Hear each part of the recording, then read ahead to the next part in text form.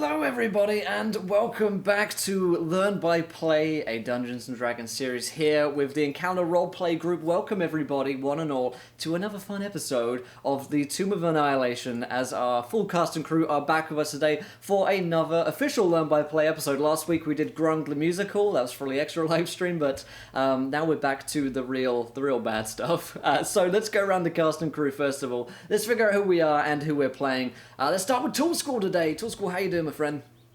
I am doing great. I am excited to be here, excited to see what's about to happen because it's not like two members of our party are now liches, or two of our acquaintances, our close acquaintances have now become liches.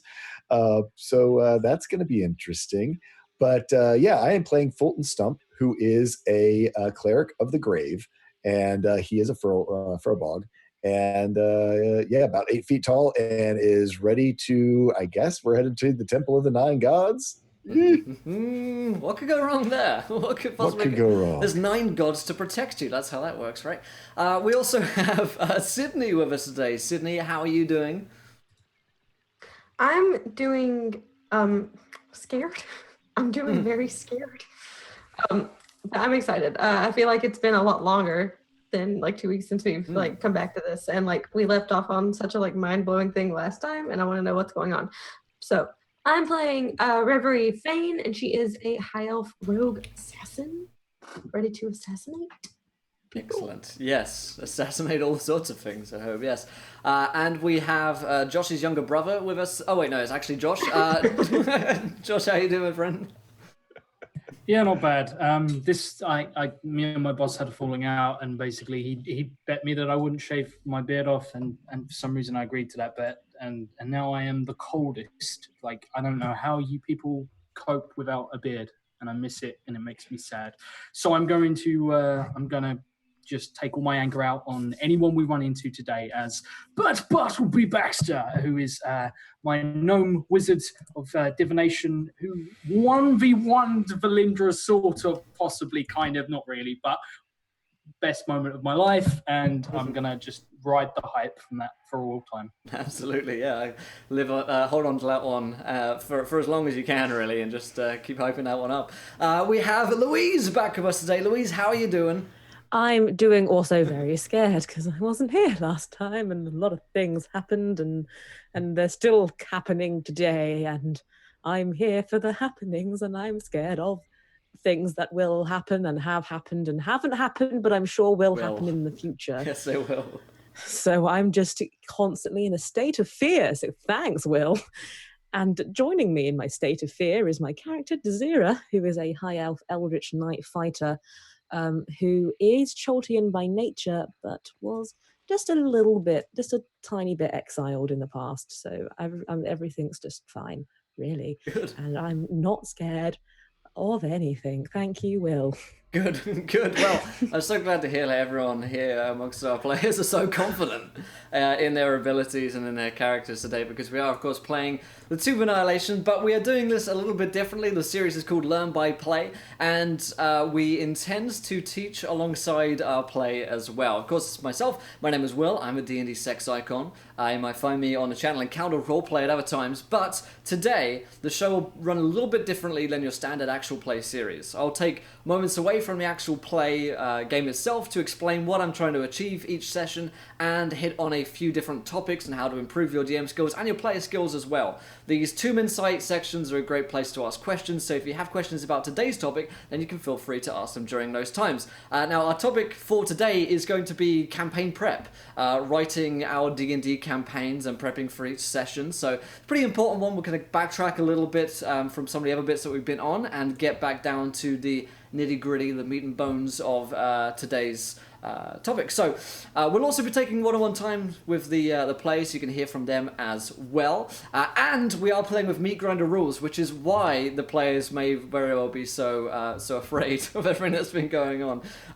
Why, you might ask, is because we want to show that Tomb of Annihilation doesn't have to be a total party kill every single time, and it's here to be, you guessed it, enjoyed rather than endured. I'm going to put that on a t-shirt one day. So anyway, we're going to dive into our first 2 insight of the day, and then we'll go into a quick recap of what happened last time. So hold on to your horses, or to your raptors, I suppose. We're going to the races, and we'll come back to the players as you and I, chat, go to our secret DM cave. All right, we'll see those guys in a couple of moments' time, but for now, it's time for us to have a wee conversation about our 3 topics of the day. So we're going to go over, in fact, point 1 here. First of all, we're going to be talking about writing our adventure, using frameworks to make things easy for us. I, as a DM, am of the opinion that I don't have a lot of time to write down every single note, every single detail that I'm going to have come up in my campaign, so I use a bunch of frameworks and flowcharts as well to help me out. We'll be talking about that first of all. Second of all, we're going to be talking about write what you need, then stop. That is also one of my main philosophies, because again, it's a time thing. A lot of us, have full-time jobs or, just a bunch of things to be going on with, and we don't necessarily have 10 hours a week to prep our D&D campaigns, so I like to practice writing about what I think I'll need, then stopping. I'll be talking about some techniques about not over-prepping and not under-prepping as well, getting that in that sweet spot for number 2. And then for our third one, we're going to be talking about individual prep for each session. Taking notes, keeping the campaign focused, and after that initial writing of the campaign, I suppose, where do you go on from there after each session taking notes? So we're going to head back to our players. That's just a broad overview of what we're going to be getting up to today, and we will start talking about that in a little bit. But first of all, let's head back to our players, and let's hear from these guys and a little bit of a recap as to what happened last week, a couple of weeks ago, in fact. So, let's go round the group. Let's remind ourselves of what happened last time. It's been a couple of weeks, so it may take a couple of minutes, but I'll start you guys off. You guys found yourselves in a strange land. Found yourselves in Fae, in a strange castle with a couple of companions, and you were trying to get back to the jungles of Chult. So, does anyone remember what happened last week? Anyone want to start us off here? No? I believe we kind of ended up getting ourselves teleported from Valindra's stronghold to Thay, which is just like going from strength to strength, really. So we were mixed in with the Red Wizards of Thay, who found us pretty damn quick. And they brought us before their master, having sort of captured us with relative ease, as we had no way out and it just sort of teleported in and it destroyed the only teleportation circle. So as we're looking around, we got captured, and they took us to their Grand Master, who kind of basically went, "You belong to me now, you do exactly what we want," and explained that they'd actually sent Valindra to Chult to track down this soulmonger and see if they could use it to harness its powers or destroy it, because their Grand Master himself has been affected by the Death Plague, as have a number of their order. So we've been sort of strong-armed into helping them. Possibly I might have volunteered our services. Yeah. There's this little thing about, Miles. No, we don't need to go into that. Fred's valet, who happens to now be a lich, not just a lich, but one of the 9 gods' liches. This is true, and the thing we can take away from that is I'm probably never going to see my luggage again. So it's like Ryanair, EasyJet, sort of that kind of terrible cacophony has happened, and Bert's luggage is gone, and also my valet might possibly be trying to kill me at every given step, and is all powerful and has the eye of the Grand Master of the Red Wizards in his head, so he can literally keep an eye on us at all times. That's first rule. When he said he was going to keep an eye on us, he wasn't kidding. He really wasn't kidding. Everything is fine. Everything's fine. You had a conversation with Tolksar, the Grand Magister of the Red Wizards of Fae, who set Bert Bartleby Baxter's ex-valet Miles, who had been turned into a lich, to travel with them, teleported them somewhere back into Cholt, where they met with a strange kind of voodoo woman named Nanny Pupu, and she gave you guys a bunch of visions, which we won't go into because the other players had their headphones off for each of those, so they don't know what's going on. I won't spoil it for them. But the gentleman that you were traveling with, Solomon Gishtar, ended up being turned into the 9th Lich. And it seems as though the Red Wizards of Fae have a plan involving 9 Liches, which has something to do with the Tomb of the 9 Gods in the city of Oulu, which the party are traveling towards. Exactly what that plan is, the party don't yet know. All I know is that it's probably very bad. So that's about where we left off, inside the tent of Nanny Pupu, and that's where we'll pick up today's game as you all come round from this strange miasmic dream with the strange smokes and spirits of the jungle which are emanating around the room. They begin to settle down, and the old wizened hag-like figure of Nanny Pupu is on the ground, seemingly in a trance still, and your formerly friend, Solomon Gishtar, has been raised once again as undead. So that's where we'll begin. You also have the Lich Miles, who is outside of the tent as well. Desira, you have been here as well. You have also experienced some strange visions. We'll get into those in a bit. But let's quickly remind ourselves what you guys look like as well. It has been a couple of weeks since we played this. So real quick, Fulton, if we just whip round with some quick descriptions. Fulton is a furlbug. He's about 8 feet tall. He has antlers. He has very light green skin when he's in full sunlight, but it turns almost like an espresso brown when he's in shadow, sort of his natural camouflage that goes with being a furlbug. His armor is made out of like fire-hardened wood and bark. He has a couple of spears on his back and has quite a few talismans in his hair, wears one in the middle of his forehead, around his neck, sort of leaning towards a shamanistic kind of feel in his clericness in this world. And Reverie. Reverie is high elf, so she's about like mid-height, slender, and she's got really long black hair, really pale, kind of like ghosty looking. She carries a sword, and she has a magical rapier that she got from the magical rapier store in Fort Nizaru. That's canon. It's there. Right. I was there. I saw it. And she's got sort of like grayish eyes and a really thin face, and looks like she would kill you because she would. Good. But Bartleby Baxter. Bert is quite imposing, similar to his cleric friend, being 2 foot tall. Sad. He's a 2 foot tall gnome wearing blue robes that he was always told he'd grow into and never has. He has a huge blue wizard's hat, like the proper traffic cone style one that constantly tries to fall over his head, and a great big bushy white beard, which just saying makes me sad, and huge bushy eyebrows. Basically, he's just a nose that sticks out from a mound of sort of white hair. He's everything you're not. Oh, I'm crushed. Oh dear, oh dear. Desira. He stays warm all the time. Yeah.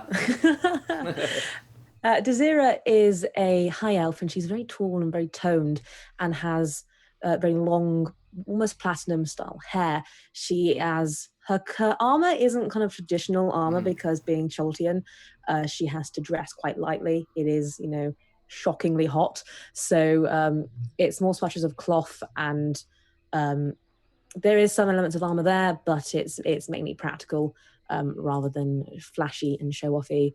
And she's just ready constantly to party. And by party, I mean fighting. And by fighting, I mean trying not to lose and die. Good. I mean, what else is fighting if not that? So you see the wizened hag of Nanny Pupu still on the ground. Solomon Gishtar has been raised as an undead. He seems to be kind of dealing with that. Doesn't been able to speak yet, but he's like testing his newfound like jaw capabilities and the new like undead muscles that are running around his body. And Miles outside, the young and short little human, has also been turned into a lich, has this strange eye of Tulksar, the Grand Magister of the Red Wizard of Fey, in his eye, and he kind of looks around and he's like, well, is that it? Are you done? And Nanny Poo Poo does a little nod. And she doesn't seem to be able to speak at this point. And Miles says, good, then. We must go. We must travel. Come! No time to waste. Very well. Yeah. This can only end well. Follow me. And he sets off into the jungles. All right. I preferred Miles before. That's saying something. I never thought I would say this, but I agree with you. It's an uncomfortable sort of realm we found ourselves in. You agree with me? I used to like Miles more. Everything is backwards. Everything is wrong here.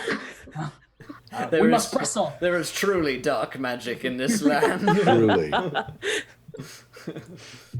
Yeah, Bravery will try and like hang back and like take the rear. I guess that's how they say it. That's how we say it in a D&D. That's how we say it. Can confirm. How we watching partners talk to each other. Yes. These are the insider slang that we use.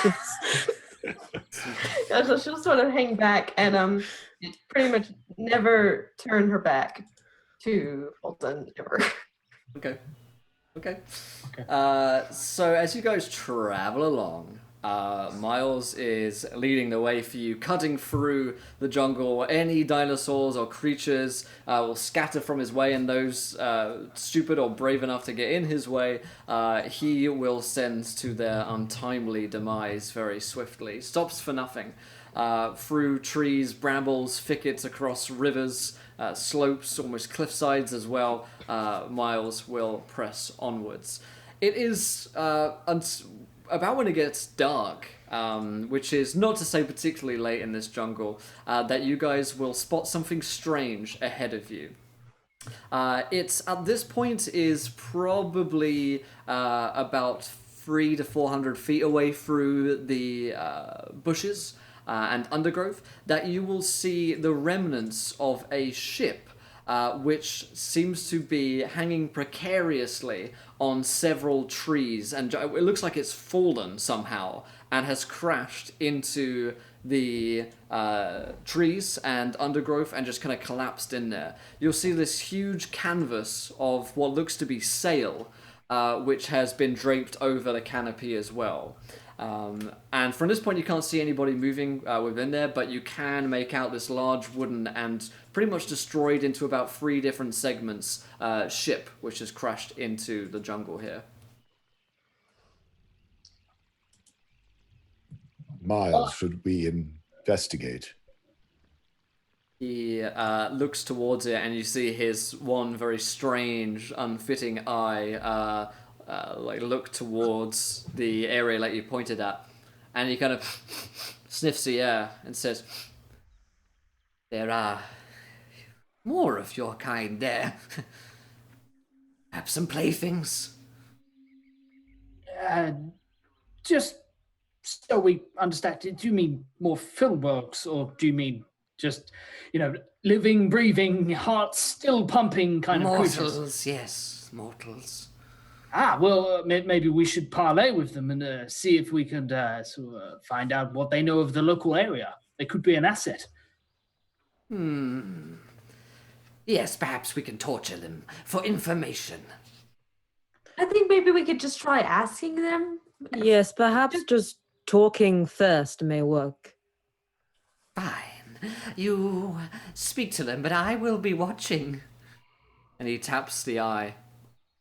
That's I'm sure great. you will. And casts Thank you. invisibility on himself. Oh, That's not a good. Yay. Okay. Right. Oof. Well, okay. Just didn't want to start walking forwards. Just like, okay, then I guess we're doing this now. Hello? So Hello?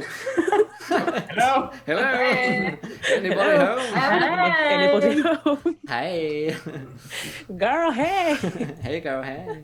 I haven't seen you since college. Oh So, as you approach, you see a wooden vessel caught high in the tree branches, broken into 3 chunks. It resembles a ship, but there are differences that mark it clearly not as a sea-going vessel. The stern is the lowest piece, hanging precariously by its rigging about 50 feet above the ground. The middle section appears to be about 15 feet high, and the bow section is firmly wedged into a nest of branches another 10 feet above that. A weak voice calls out, "Hello? You there on the ground? Can you help us?" As you look up, That's what your problem is. as you look up, you see a woman who is up in the one of the chunks of the ship. She's kind of calling down, and she says, "I think my problem is fairly clear." Like, Ah. but just because you're like, what exactly were you expecting her to ask for? It's been a long day. Have you? Okay. Yes. Been- Have you got I've a been stamp? with you for far too long.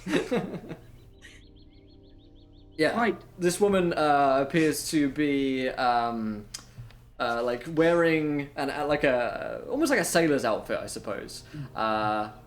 White and kind of puffy shirt, laced up, and she, from what you can see, she's about 50 feet up. She looks very bedraggled. You know, like wet hair all over it. You know, looks a bit of a mess.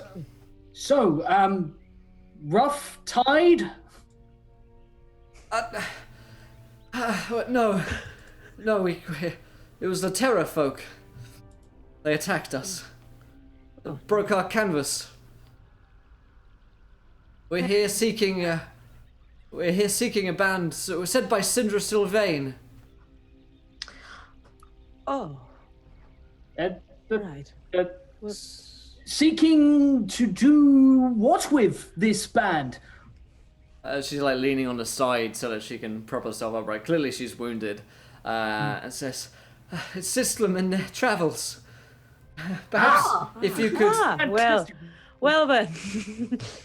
Maybe best get you down from there then. How many of you are there? There are 4 of us still alive. There were 8. We've managed to catch rainwater, but food is scarce. Yes. Bert, do you have your grappling hooks that I'm so fond of? You love my grappling hooks. but just Without context. So Bert lashes himself into his sort of his climbing gear with like a grappling hook in each hand, and is just ready to be launched like a projectile into the air. Oh, I pick him up and launch him then. Yes. We're doing fastball special here, man. Yes, we are. This is what's happening now. That is what is happening. I would like for Fulton to roll me an athletics check. Okay. I'd like better than that. I'd like him to roll well on an athletics check. You meant that. I'm easy. I'll do it honest. Any roll is good roll. You know what? I'm going to do a little guidance on myself. Thank you. Just to make sure I really get this, so I can add a D4 to this after I do the throw. Uh-huh. So athletics, that's good. Not. It doesn't matter if I put a 4 on it, does it? Oh my god. I'm actually happy. I forgot what my luck is like in this campaign. Every Saturday is crazy. Every Saturday we have the worst rolls. Yeah. Good old Oh natural one. no. Holy mackerel. Oh, So, Will got to pick the day that this show was on. And I feel like there's some voodoo magic that went down to make us all roll that once. yeah. Okay, I would like for Bert to roll me 2d10. Oh no. No reason. 2d10. Yeah, no reason. No. Oh my god. Fulton's 8 feet tall. 8. Yeah, you take 8 damage as you smash against the bottom of the ship and fall back down again in true comic book slapstick style. Can I at least try to catch him on the way down? Sure, you can try and catch him. Yeah, roll me a dexterity save. Fulton. You're gonna like in that one, it's just gonna like boot me back I'm gonna up. step on it. Actually, I'm gonna get stuck on the antlers. There it is. The perfect save.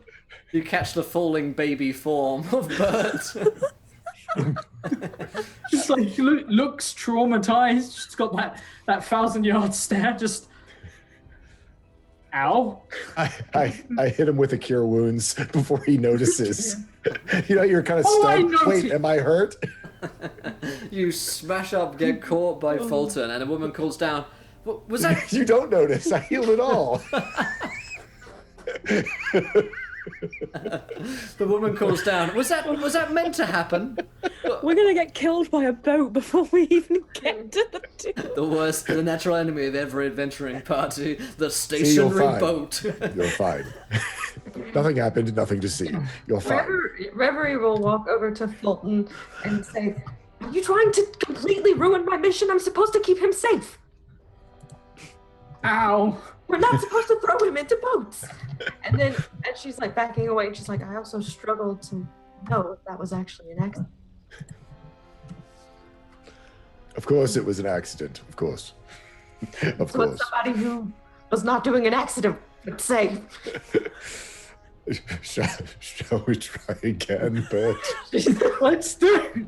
But Reverie starts to I can just do it. Somewhere in the jungle, the invisible form of Miles the Lich just facepalms. We hear like the. it'll be 3 hours before we realise that she's lowered a rope ladder and you're just thrown into Can I start trying to climb as this is happening? Please, roll me an athletics check there, Desira, or an acrobatics, either will do. Okie dokie. What do you roll? Oh, That's a 24. Ooh. I thought you rolled 2d20 for the inevitable damage that you're about to do to yourself there. Yes, Desira climbs her way up to the chunk of the ship that the woman is on. And at the same time, Bird is flung back up there by Fulton, and Desira can catch him as you land onto the deck of the ship. You see the woman, and she is wounded. She's got this kind of deep cut across her belly, which looks to still be kind of bleeding, and have gone pretty infected at this point. And there are 4 others, men and women, who also look like they were previously sailors aboard this ship. Mm-hmm. They all look wounded, or is it just her? They look to have a varying degree of wounds. None of them look as bad as she is, but they do have like cuts that you will have. I mean, on close inspection, you'll be able to tell that these are indeed the gashing wounds of the terrafolk who previously attacked you in Port Nine's arrow. It's got quite a distinctive barb to its beak and claws. And she says, Thank you. I think we're in need of some healing and food. We can't even pull ourselves up." You didn't bring a healer? She nods her head and says, "They died." Right, okay. That's Well, kind of ironic. our healer is down there, so... I lower a rope to him, Yeah. and Bert sort of will walk over and introduce himself. Baxter, Birdle, Billy, my head really hurts. I'm Mr. B. You are. She says, Fasalandra Bravewing. Brave Wing, right? Well, good to hear. You part of your name is Brave. You're in Schultz. That's encouraging. And how exactly did they sort of lift and drop your ship here, or? No. The Star Goddess is a flying ship, or was. Maybe you should sit down. You're quite clearly more injured than we initially realized. Need to have a look at you and have a healer have a look at your flying ship, right? So, how long have you been sort of out to help us? You said you've been tracking us? Well, yes. We made it to Dung Grung Lung. They said that you were headed out from there. How's the merchandising going? What? It doesn't matter. Never mind. It does matter. Yes, it does.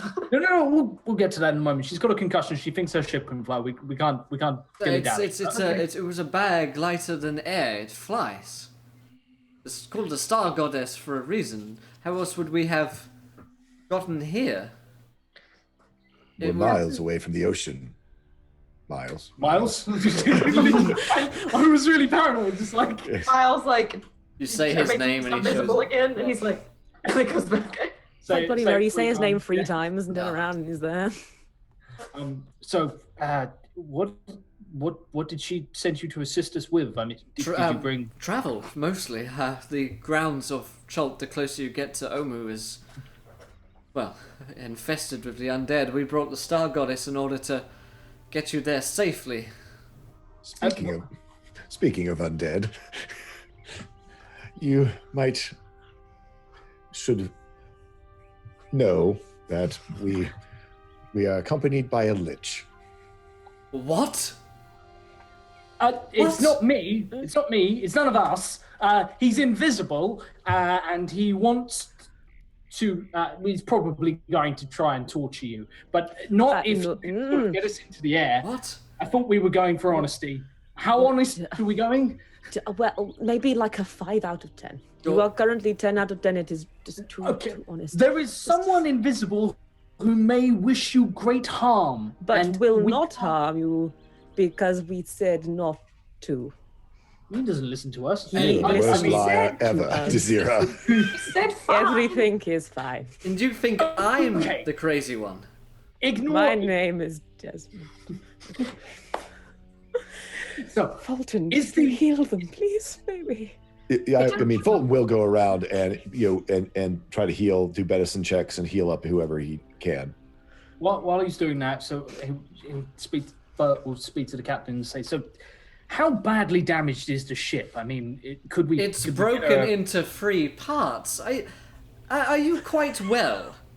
You're talking about an invisible lich that's here to try to torture me. I rather think that you've been out in the jungle too long. Do you have the mad monkey disease? At least we don't have the broken ship disease. Oh! That deserves just like slow down. I sort of look to her and go, wait till you hear who the lich actually is in relation to Bartleby. Oh, he's my old valet, you see, and he's lost my bags. Can you believe that? She runs hands over. I think I'll go back up there now. Wait, are we up or down at this point? I mean, I think we're all up, aren't we? I was imagining you guys had let the ropes down. Yeah, I thought they went up there and got her and took her down. Yeah, they could. You could have taken them down. Yeah. Cool. Yeah, I think Bert mentioned ropes. So yeah, they'll be down on the kind of jungle canopy floor. Right. So there's a lich undead.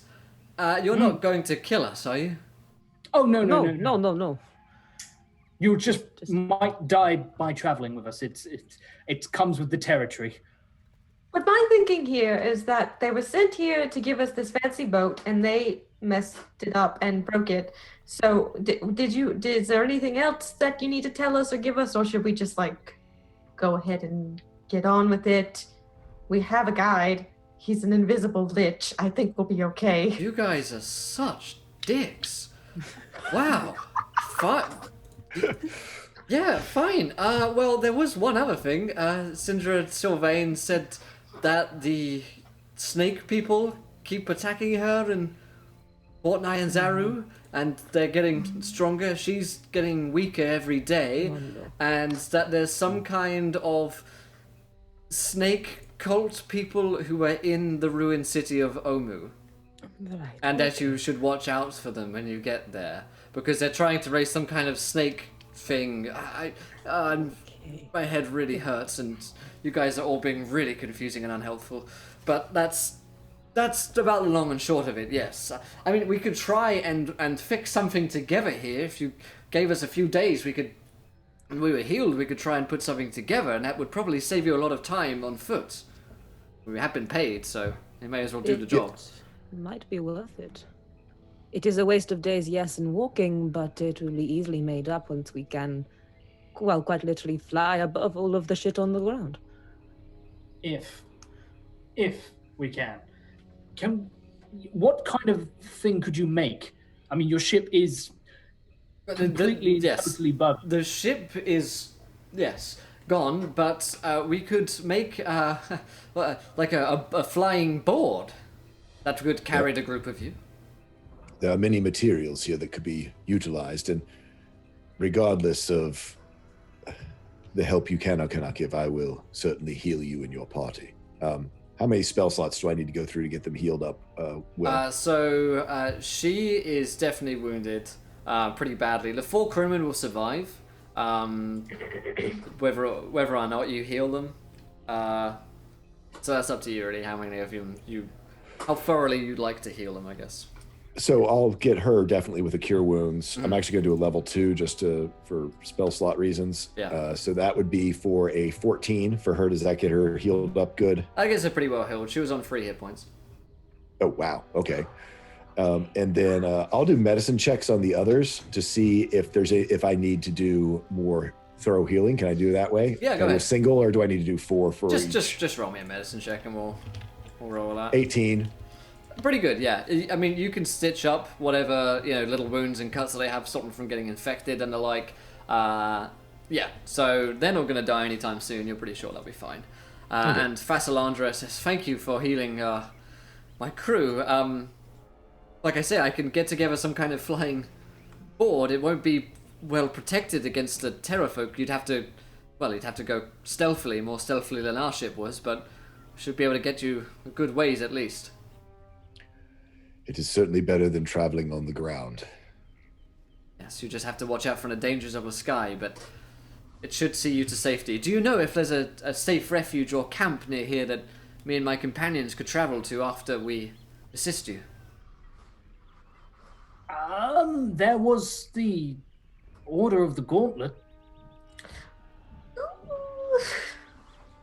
The Order of the yes. Gauntlet? Yes, there was the Gauntlet. That is... you could find them at Camp Vengeance. Camp Vengeance, yes. Do you have a map? Yes, you could. Yes, mark it here on my map. Or go stay with the Grung. The Grung are fantastic. Couldn't recommend it enough. Give them a fantastic Yelp review. Let me just jot it down. He sort of... No. You could also buy our t-shirts while you're there. Indeed. Yes, they may seem violent at first, but just tell them that you know us, and, well, you'll be like celebrities. Yes. We can teach you a song. You'll love it. Roadies! You could be our roadies. It's all sorts of... Really overestimating our involvement in anything Grung. We'll go to the Camp Vengeance, but we'll stay here for a day or two, and we'll help you. Okay. Certainly. Just before we go any further, Miles. You hear a voice. Yes. Can you not kill these ones? We need them alive. You see, they're going to help us get to there faster, so you can do what you need to do at the tomb. You know, with the temple and the gods, it saves you time and means you get what you want faster. Miles materializes in front of her, like right in front of her face. Oh, holy moly! And he says, I suppose we can keep them alive for as long as they're useful. Yes. Can I roll an insight check? Just cause I'm nervous. For no reason. You want to roll it on Miles? No, on this lady. Sure. I just want to... Fasalandra. What is that? She looks like she's telling the truth to you. I mean, she's was near death, so. All right. I mean, if it is a ruse, she's gone all out. Yeah. You seem quite jumpy. Are you sure you're all right? A lich just appeared in front of my face. No, I was talking to Reverie. Oh. Yes, I was going to say. Wow. She still answers. Yeah. Like. Yes, liches are. They'd be crazy. They'd be crazy. We get Stitches. stitches. Notices that she's standing very close to you, and she looks up at you and takes 2 big steps back, and she's like, "I'm fine," and she's like, "I'm unshakable. I'm strong and fine." Okay. absolutely fine. Okay. She Okay. is a strong, independent, possible murdering assassin. Okay. You don't need Exactly. no Philberg. Oh, okay, You tell her, everybody, let's just bring it back down to maybe a 2 out of 10. We're back at the 10 again. We need I to bring it right down. like this one, says Fasalandra. You guys need to maybe take a rest. Maybe some, I don't know, Perhaps. medicine. Bravery's eyes are like twitching, and she's like, I don't need sleep. Maybe some I don't sleep. medication that you all haven't been taking that you need a lot of. And I'll just set to making your flying board with my crew. And just stay away from all of you forever. Oh, okay, yes. Okay. That And would be as long as you wise. keep... That as would long as- probably be for the best. Absolutely. Right. So let's you go over there and we'll stay over here. But do remember that we're the ones with the food and you're the ones being shirty with us. And just saying. And She mutters under her breath something. We have suddenly become the most But- awful performers ever. It's like we do one good show and now suddenly All gone to your head. bring me Oh, a God damn it. latte right now. When you get on the ship, bring me a latte. So there are supplies to scavenge on the ground, and if you wanted to go up into the ship itself, you could probably access the hold and see if they had anything of interest within there. If you wanted to explore, they did say they're going to take a day or two, so you have time to explore around. I can throw Miles up there. I can throw Bert up there again. Oh darn, there's the ropes. Please throw Miles. I really want you to throw a lich and see what happens. But yeah. No, I'm gonna. Bert's gonna go up and investigate the hold. Okay, yeah. Miles kind of sits down in camp and keeps an eye on everyone, and basically kind of sets up a little perimeter around. So the crash ship itself, most of the cargo is spilled to the ground as you explore the hold itself. But you will find a captain's log, which will confirm that Captain Fasalandra has been sent from Cinder Sylvain to you guys to search out for you, and it checks up. Her backstory seems to check up with the log that she's written. Although I guess if she were deceiving you, maybe she's gone to the fine detail of writing this long captain's log as well. But it seems to match up. There is no food within the hold itself, but as you find down to the ground, you'll find that there are 3 days worth of supplies that you can scavenge for the group down there. They looked like they were carrying pretty uninteresting cargoes, food, supplies, canvas, like useful adventuring kit. If you guys had run out of any tinders or flints or stuff like that, you'll be able to pick up your basic gear again here, and there's a couple of simple weapons as well. So if you were looking to pick up an extra dagger, a short sword, long sword, bow, you can do so at this point. But nothing magical, nothing particularly exciting. As the first day goes by, Fasalandra and her crew are working on basically the main deck that they rip out and start to re-stitch a kind of canvas to it. So they're basically making a hot air balloon. Out of character is basically what they're making. You guys get a long rest in this time? you guys will be able to take a long rest, and you'll be able to get all your stuff back as well. Now, over the course of the second day, as they're finishing this, what would you guys like to be up to? So let's go around real quick, and if there's any scenes that you'd like to do, or any bits and bobs you want to scavenge, hunt, up to you guys. So just to be clear, we went up 3 days rations each and then down one because this is not the second day, so we should all be at 7 if I remember, if I've done my math correctly. Sounds about right to me. Okay. Yeah. That's Yeah, because we were at 5 plus 3 minus 1. Yeah. Okay. One of the things I would like to do, does Miles stay visible all during this time, or does he sort of do bouts of invisibility? Unless there's a reason for him to turn invisible, he stays visible.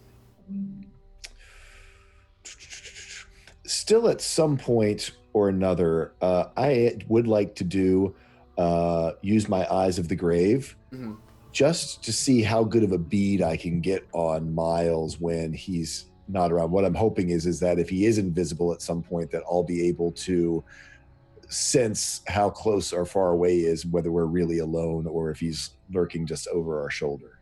Okay. I know he's a powerful lich, so I don't know how well this is going to work. That's true. Also worth noting that Solomon Gishtar, the Lich, did not come with you guys, so he's not traveling with you at this point. Okay. And you don't sense his presence either. You can, track Miles. He doesn't really ever go very far. He's almost always watching the group of you, or intimidating the group of crewmen from the Star Goddess ship. But you can kind of get a bead on him. It doesn't look like he's making any efforts to hide his tracks at this point. Right. So you're not sure how that would work. If Yeah, he if was he's trying to invisible not or be whatever. seen by you, but you get the sense he's certainly very powerful. One of the most powerful undead that you've met at this point. Perhaps not as powerful as Valindra, but still, able to kill you guys with a power word kill, most likely. Wonderful. Bert would, while Fulton's doing his research, Bert's going to go over and speak with his buddy old pal Reverie and see what has got her so shook, because she's being awful weird and like he's used to like people who end up working for him getting hostile and violent because they have to spend vast quantities of time with Bert, but this is different. So absolutely, yeah. You can meet her, around a campfire on one rainy night as you guys have got canvases up to keep yourself dry. Reverie, I don't mean to pry, but as could consider this sort of like a monthly review, because you've been with me for a little while now, and I'd like to go over an evaluation, see how you're settling into your new job and what exactly is going on with you. Let's talk about you. So how do you feel it's going so far? Well, you're not really interested. What's going on with Fulton and why are you being weird?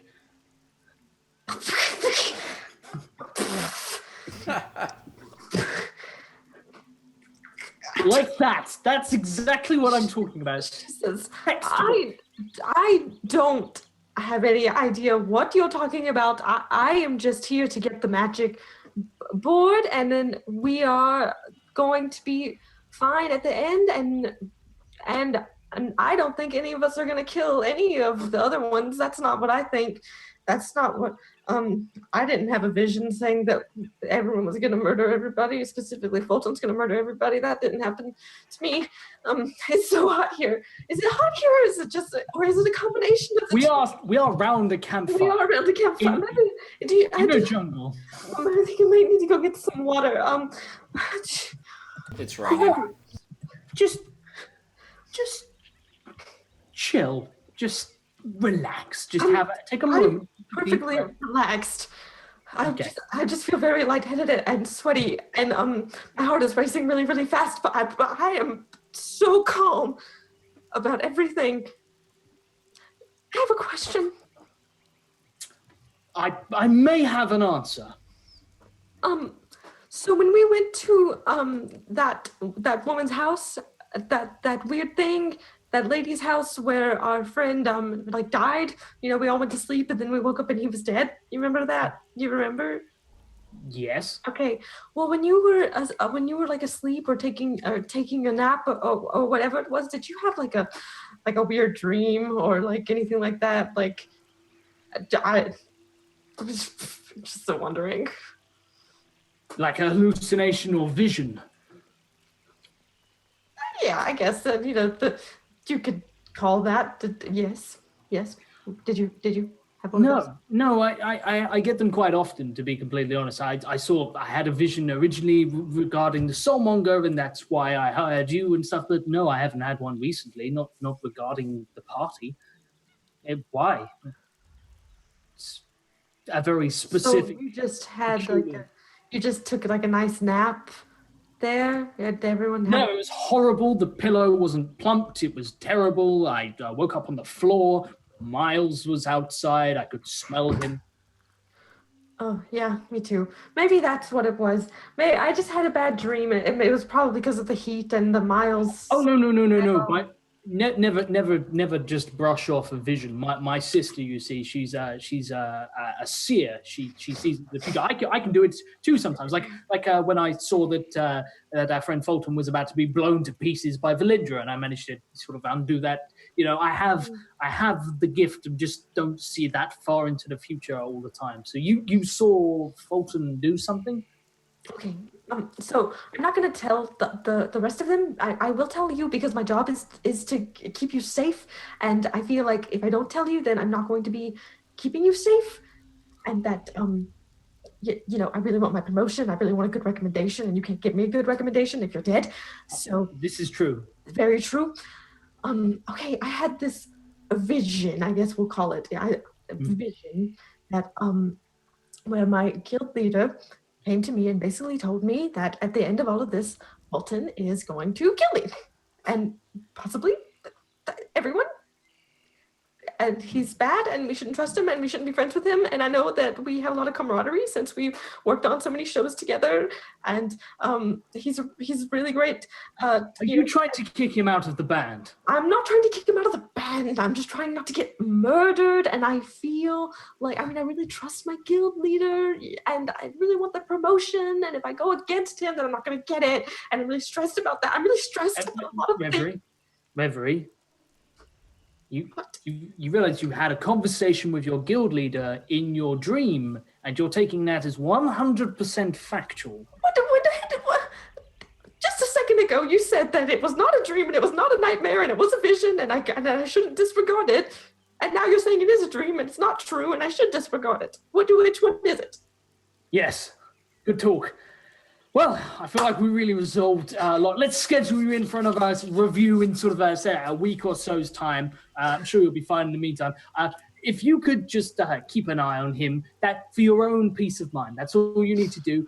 But I'm sure there's nothing to worry about. At the end of the day, he's Fulton. He's really lovely. Didn't trust me at all in this situation.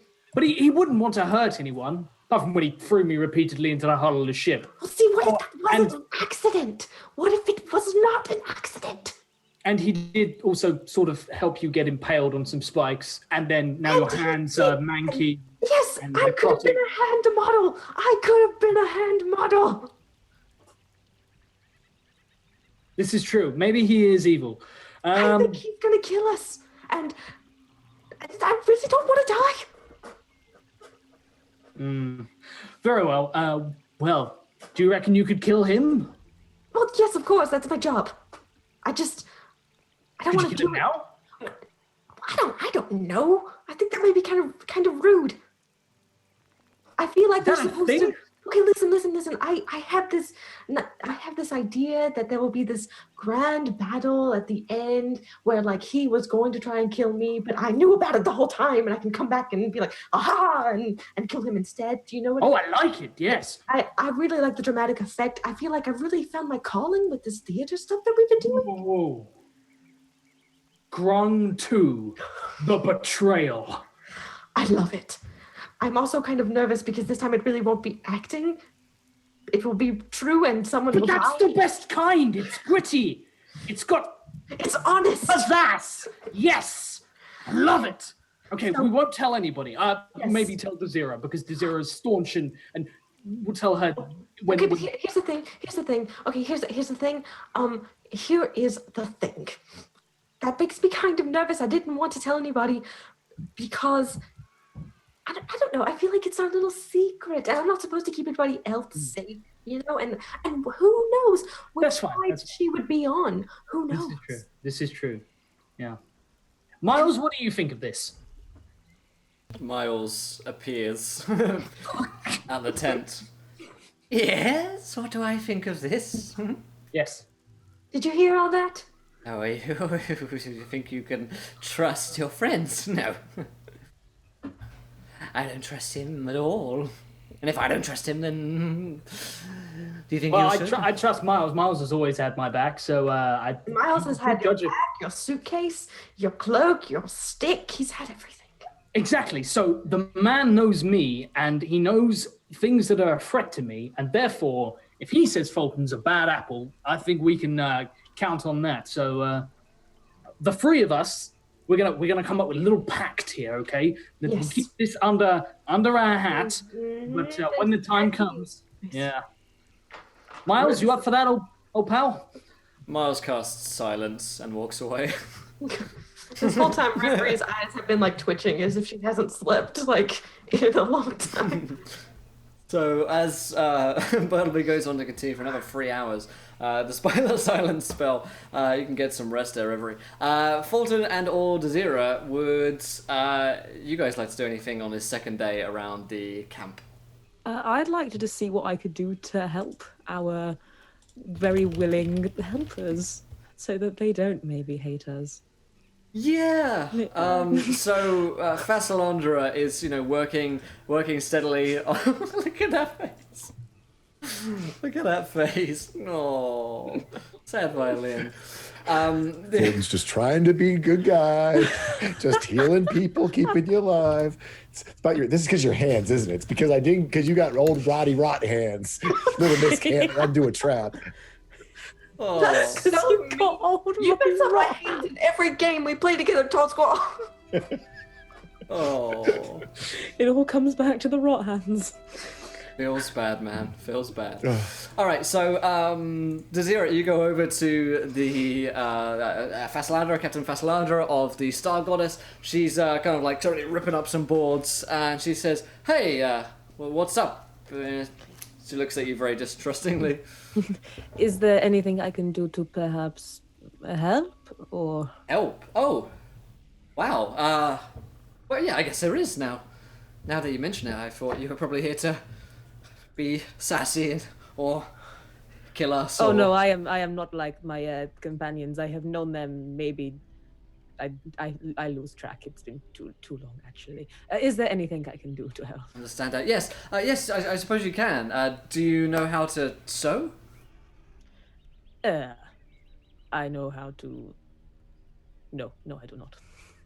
Okay. Do you know how to? Actually, that's probably the most useful thing that you could have done. It's okay. Rip I up can these boards. try. I am good at trying. Oh, okay. Yeah. I'll teach you. I'll teach you how to sew. Okay. Okay. So the sewing committee begins, and they basically begin to like stitch up this canvas on the hot air balloon that they're stitching together. You can help them ripping up some boards and generally try and make yourself as useful as possible. And by the end of the second day, Captain Fasalandra will have, alongside you, will have built this air balloon. Fulton, was there anything that you'd like to have been up to on this second day? I probably would have tried to help. I mean, especially if there was like heavy lifting or anything, or trying to reach, how he can use his height and physicality to help out. Yeah, absolutely. So on the second day, you can, by the end of the second day, you can mark off another ration there. Captain Fasalandra looks at her hot air balloon and says, right, well, a couple of odd bits of stitching over there on your part, Desira, but other than that, I think it should fly.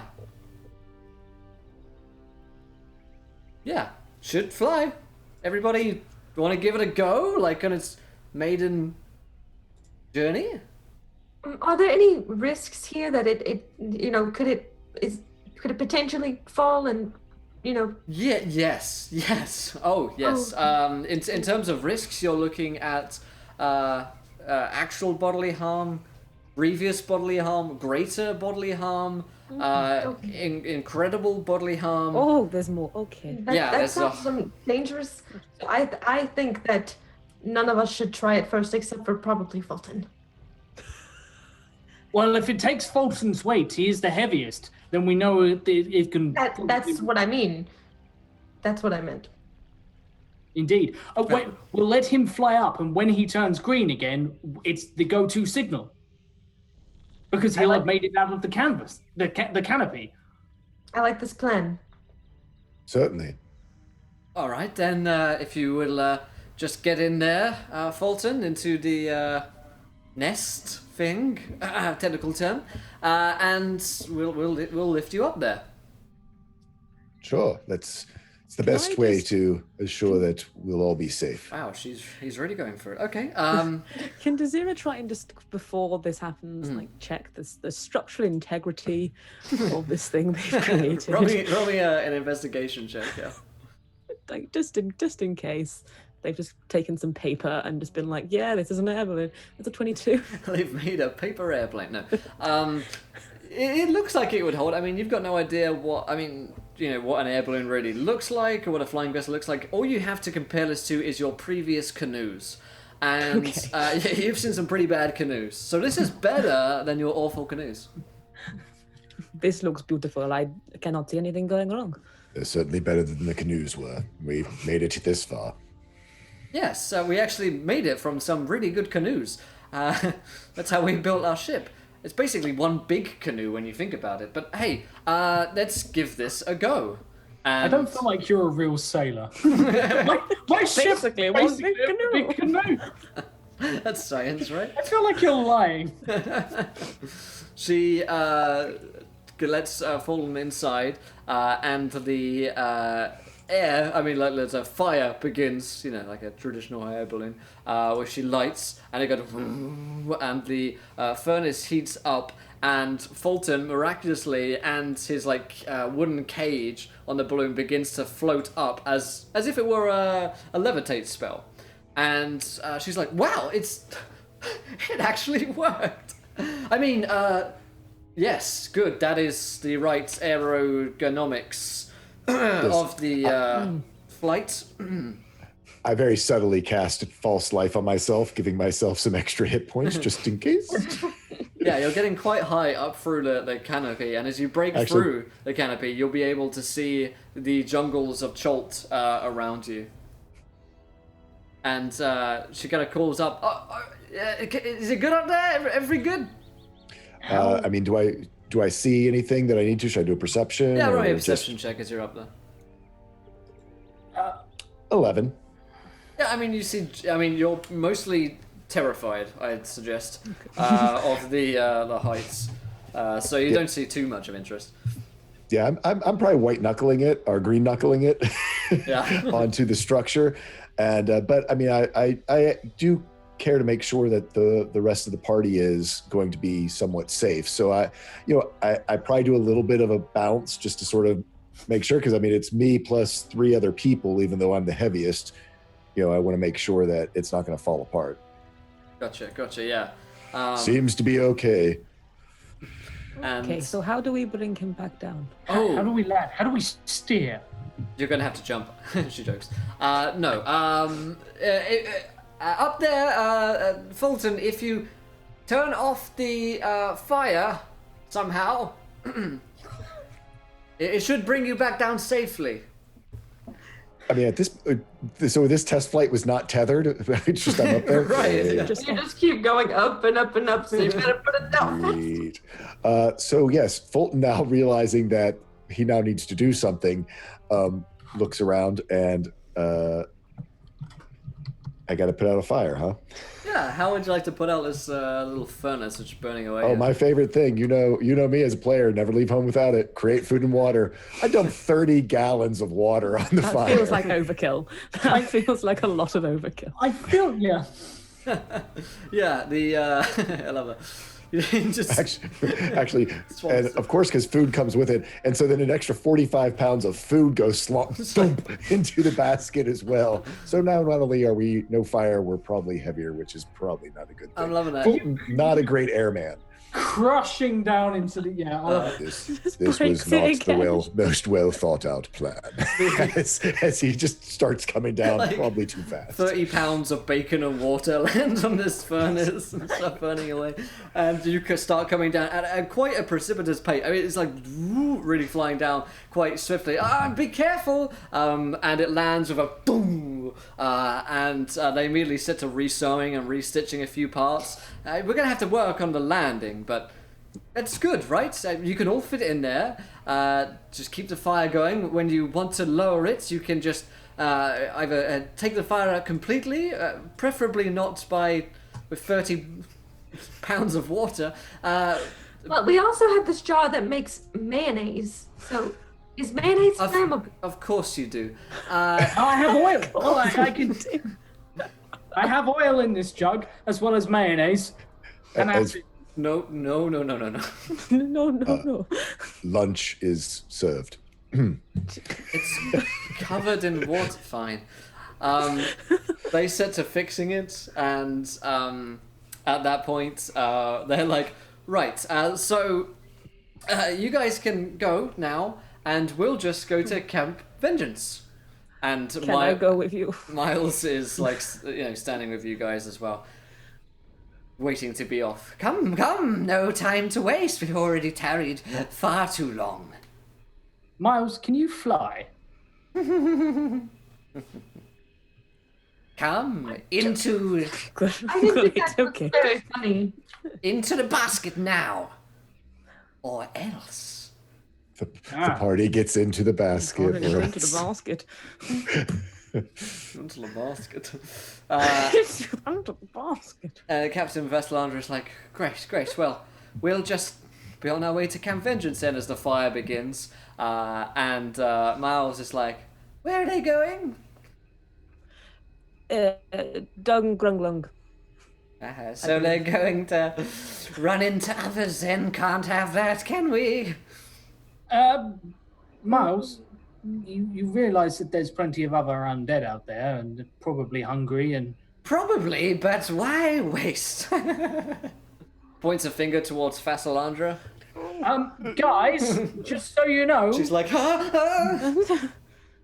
wasn't lying earlier when I said all those terrible things. A black bolt of energy flies out from Miles's finger, and she is disintegrated. Damn it, Miles! You. Well, let the Haven't changed a bit, have you? And it's not just all the falling food. There's the reason you have so much egg on your face right now. She's dead. Never mind. We'll just head off. we'll let the others run away. And the others just like flee. The four of our crewmen are out of there. So, you have your hot air balloon. What would you guys like to do? I'd like to go home. I just empty the entire oil canister into it and hope we reach the atmosphere. That's what You reach leave orbit. leave this world behind. Yeah, no. So I guess we start flying upwards, and Right. no one actually explained how we sort of make this thing. How do you I don't know how you fly a hot air balloon in any way. It goes with where the wind goes, Yeah. unless there's some other special thing on this. Such as the is not spell helpful. Gust of Wind, which Miles will be casting in order to get you guys Fantastic. Very good. traveling southwards is the direction you're headed in. Miles, Wonderfully. Yeah. departed friend, mentioned that the snake people were trying to summon something that would perhaps thwart the plans of your master, or our master, at the Temple of the Nine Gods. Perhaps we should go see what's happening there. Oh, yes, we will head to Oulu. Fear not. We'll find out what they're up to there. Is I it will take you there. Miles? They said they were trying to summon some kind of other thing. You don't think it's one of the nine gods, do you? Irrelevant. But aren't you sort of supposed to be dealing with them, with the gods? Isn't that sort of how this works? We shall see, won't we? Taps his eye. That is Right. disturbing. Okay. It's learning. So, We should be on our way. yes, you head southwards, and at that point this is where we're gonna cut to our first tomb insight of the night. So we'll hear back from our players in a couple of moments' time. What to do when your party completely takes the campaign sideways. Are you kidding me? This is excellent. All right, I'll see you guys in a couple minutes' time. Bye, players. And off to our secret DM cave, my friends. Right, so we're going to talk about running our adventure first of all. close our Book of Annihilation for a few moments' time. And if you guys have any questions about campaign prep or writing, feel free to ask them now. I'll get to them after a couple of minutes here of chatting. So I wrote an article on this a little while ago, which is what I'm going to be basing this on. You can find it on my website, encounterroleplay.com. It's called How to Write a D&D Adventure. I'll link it later on. But first of all, when writing our campaign, we'll go back to the beginning of our campaign. Of course, Tomb of Annihilation is a pre-written adventure, which can mean that there's less work involved, but it also can mean that sometimes there is more work involved, because you actually have to do a whole lot of reading throughout the whole book a lot of the time to understand what the plot is. But hey, writing the adventure. Golden rule, make sure everybody has a good time. Everyone's trying to have fun, so that's the most important thing about playing our games. When we talk about writing our adventure, I like to write adventures for the players and their own adventurers. So I like to tailor the adventure to the players. The way that you can do that is, first of all, asking the players. We talked about Session 0 in a previous episode before. Talk to the players about what they like, what they enjoy about Dungeons & Dragons, what they think they might enjoy if they haven't played before, using examples of other shows, other podcasts that maybe you listen to, or other movies and shows that you guys may watch. Something that I like to do with the characters when I'm writing my campaign, to understand what kind of campaign I'm going to be writing, is to ask the players to give me a backstory. Like, give me at least some idea of the kind of character that they are going to play.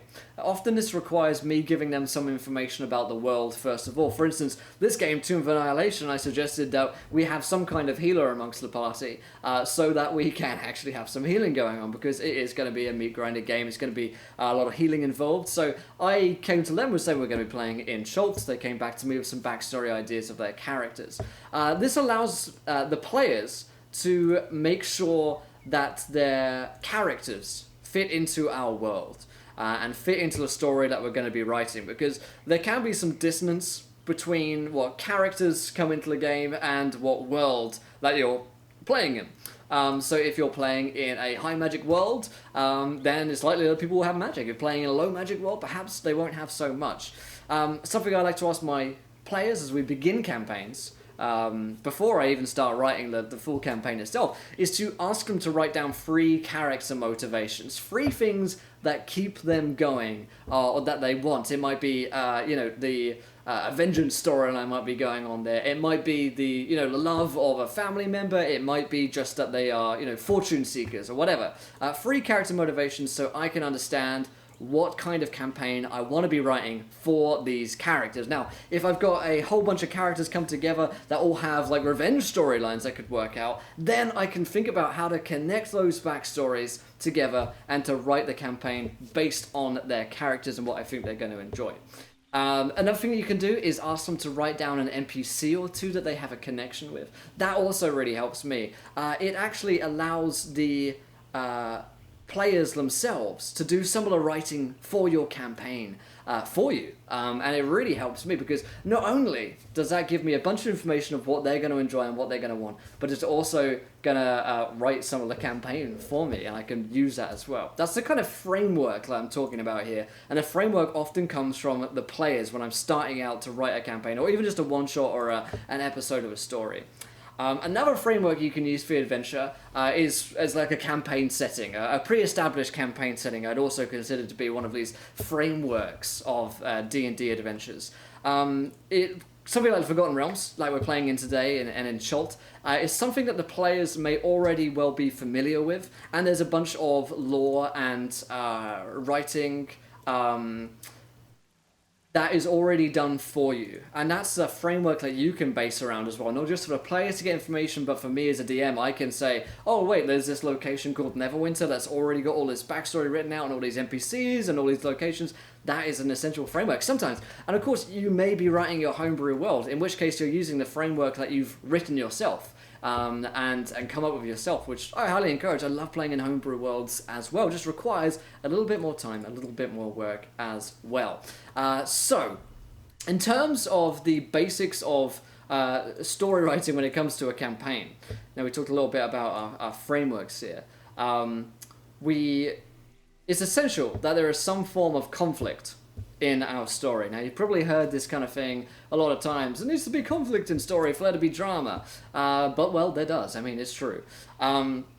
Something about conflicts that I found essential to the first episode of a D&D campaign, or the first thought process that I'm going through when I'm writing my campaign, is a conflict that can be easily identified by the party. I want, within the first episode, for them to have identified what conflict or what danger there is going to be within the story.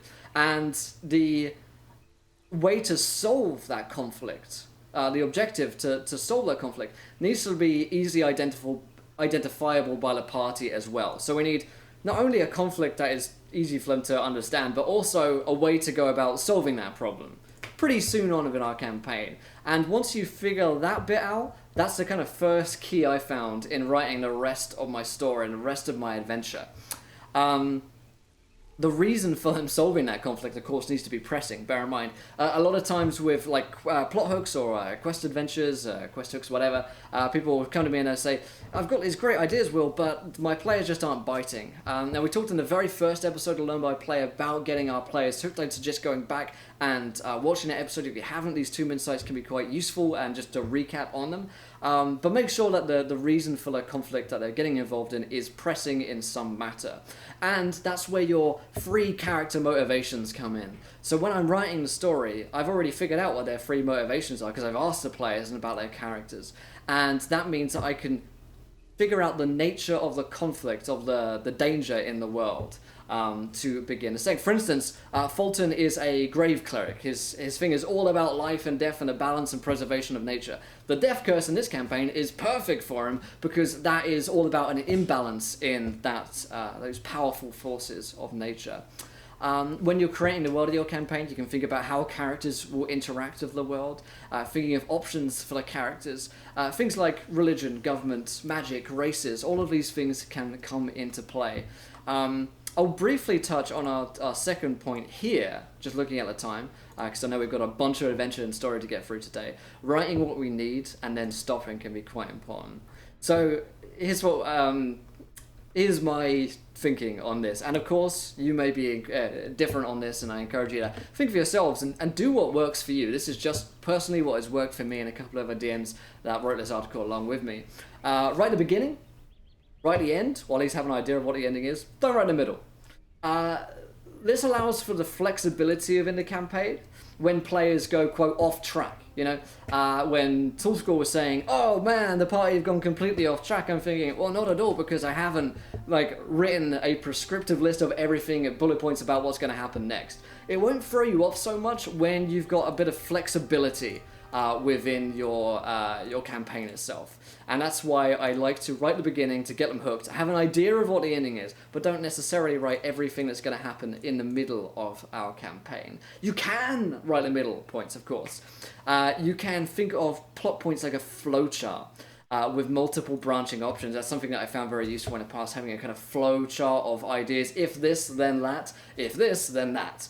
And flowcharts can be very helpful in just getting your thoughts down onto a piece of paper and having them in a visual way that you can understand. And that's another just basic important thing with your notes. I can show my notes to you guys here.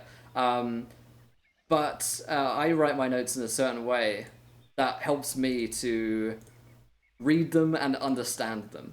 You may write your notes in a completely different way that helps you to understand. Let's throw them up on the screen here, see if we can capture this. Let's pull that over there.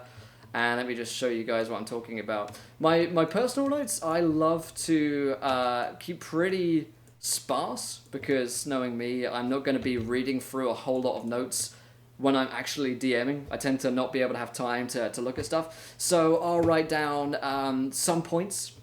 Oh, spoilers for later. But you can see let's go back to a previous episode up here.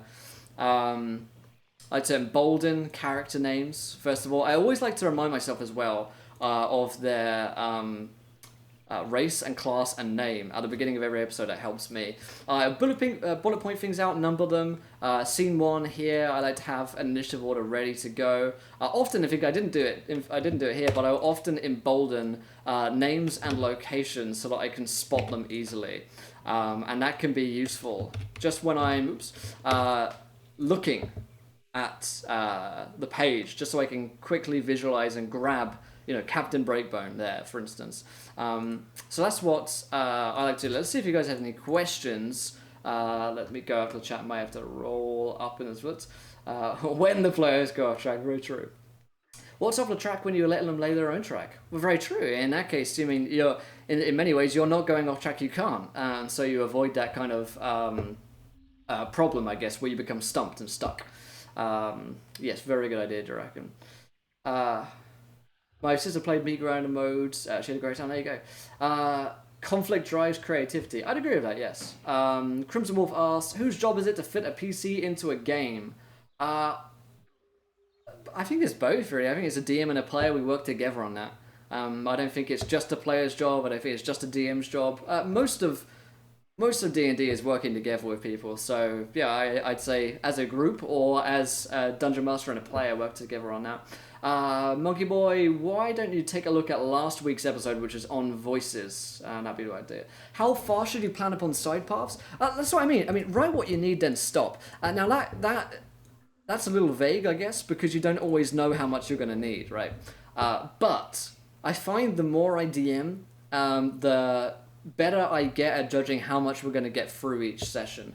The better I get understanding the party and what they might do. Are they likely to go off on a bunch of side quests, or are they likely to just stay and continue along the main plot path in front of them? This is something with pacing, an issue of pacing that I find just becomes ingrained in you the more you do it. If you do 3-hour sessions every week, you're going to get used to that rhythm. If you do 5-hour sessions every week, you get used to what you're going to be able to plan.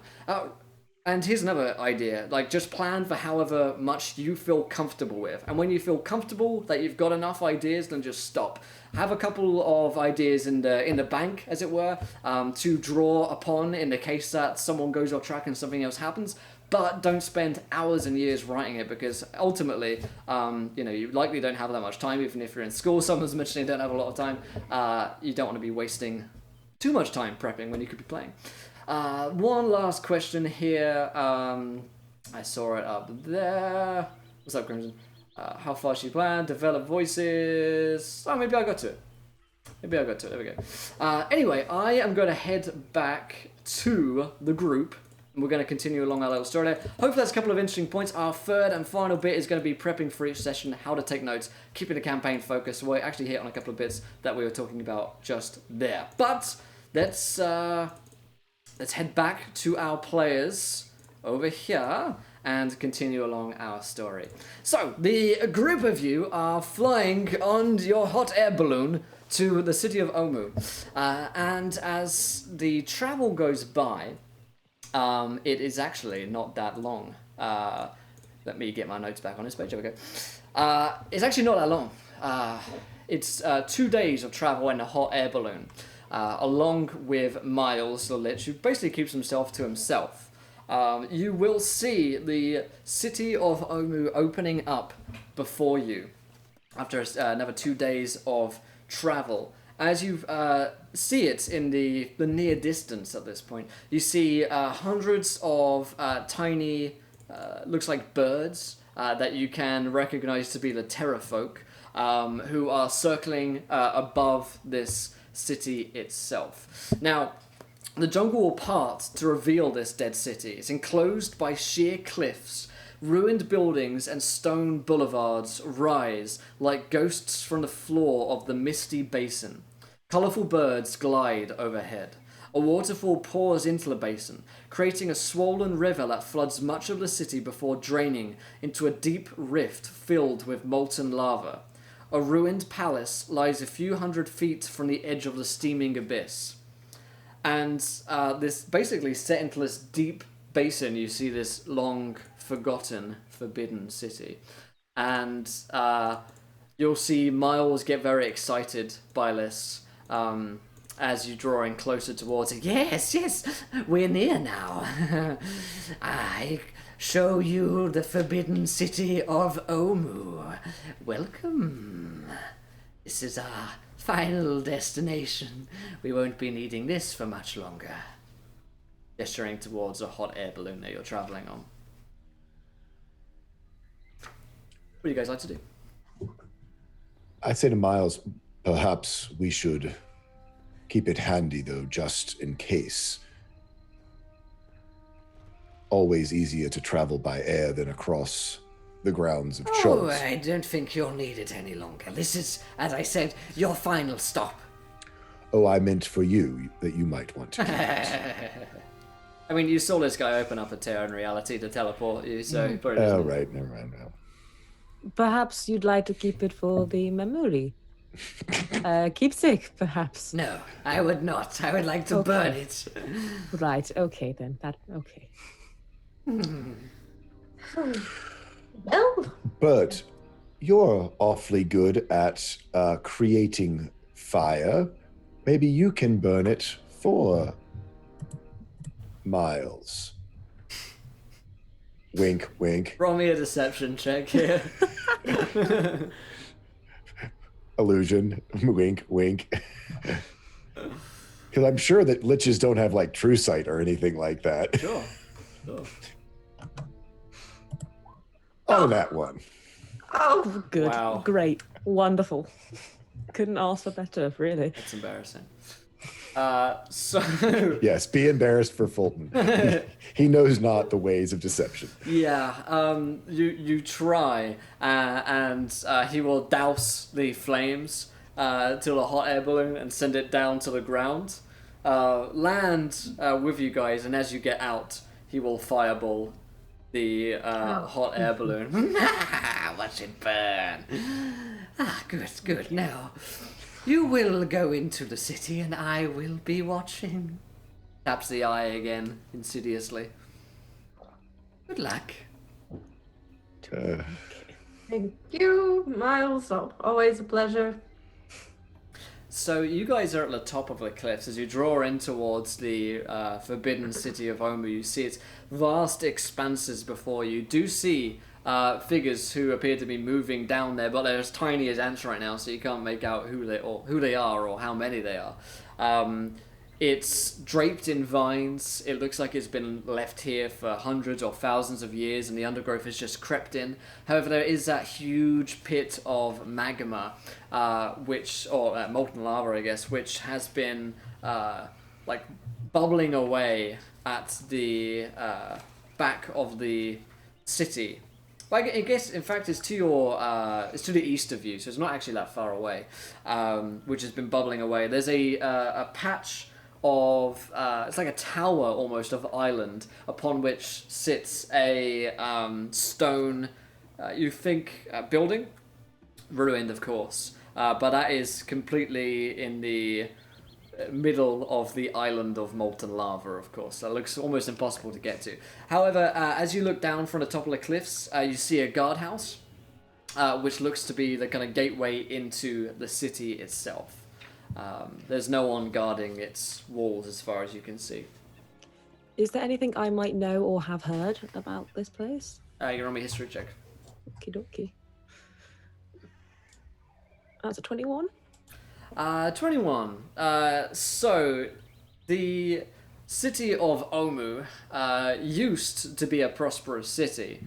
However, you know that it was overtaken, or the rumor is that it was overtaken by these 9 trickster gods who made their temples here. Each one has a temple. Oh, I thought there was 2 separate places. Fulton, on top of the story once again. No, you guys have, this is new information. Okay. Yes. Well,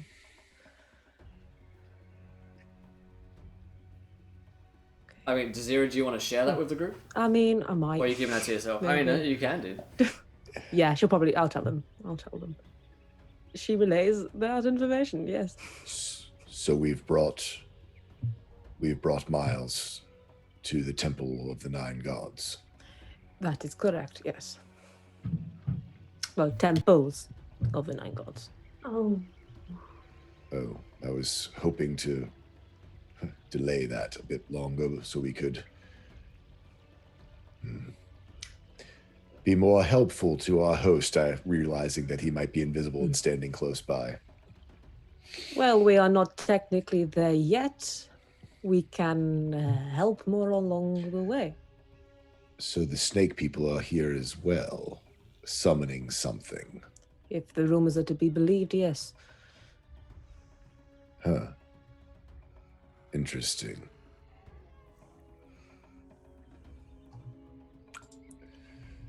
Do we have any idea other than the most direct route? There seems to be a guardhouse there, and certainly we're not going to get across that lava. I guess we head straight to the guardhouse there, try our luck, and when it all goes terribly wrong, we can just try something else. Well, we do have a lich in our back pocket if things go really poorly. Yes, I'm sure he'll be there to jump in and save the day. Right, Well, Miles? in that case, then let's go. Miles? Yeah, so you have a cliff to scale, first of all. You're about 100 to 150 feet high above this city itself. So getting down is going to be the first task for you. We've got parts, grappling hooks, and climbing gear. The best thing I ever bought. Ever. Yeah. Single best purchase. You and I have very different definitions of the word best, Josh. And I mean, I've got my explorer's pack, which has an extra 50 feet of rope. So We have all the rope. yeah, all So the yeah, rope. I guess we go for it. Let's go, team. All right. Team of Annihilation, let's go. Yeah, you really must stop at the bakery of Annihilation. Yes. Really, really good stuff there. Okay, so you guys are headed down. I mean, it's not too difficult as you're going down the cliffs. So, as you go down, after about the first 100 feet of travel down, you will see a vine-draped gargoyle perching on the cliff top, staring down at the ruined city. It has the face of a devil, with its mouth agape in a silent scream.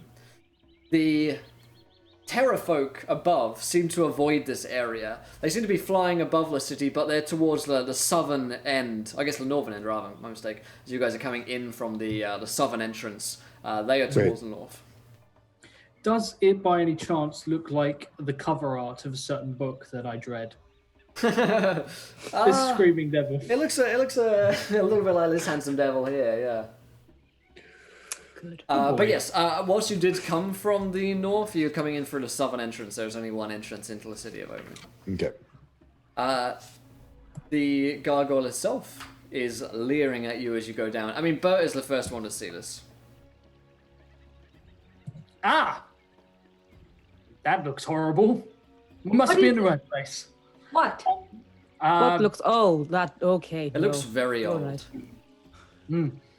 It's old looking, older than, I mean, it looks older than I am, so it's probably old and very evil and horrible, and it's probably exactly where we're supposed to be going. Is it trapped? Is it dangerous? Well, someone else can check. Fulton, you, Sure, it's wet You're the- perception. you're the staunchest of us. You can roll me an investigation check.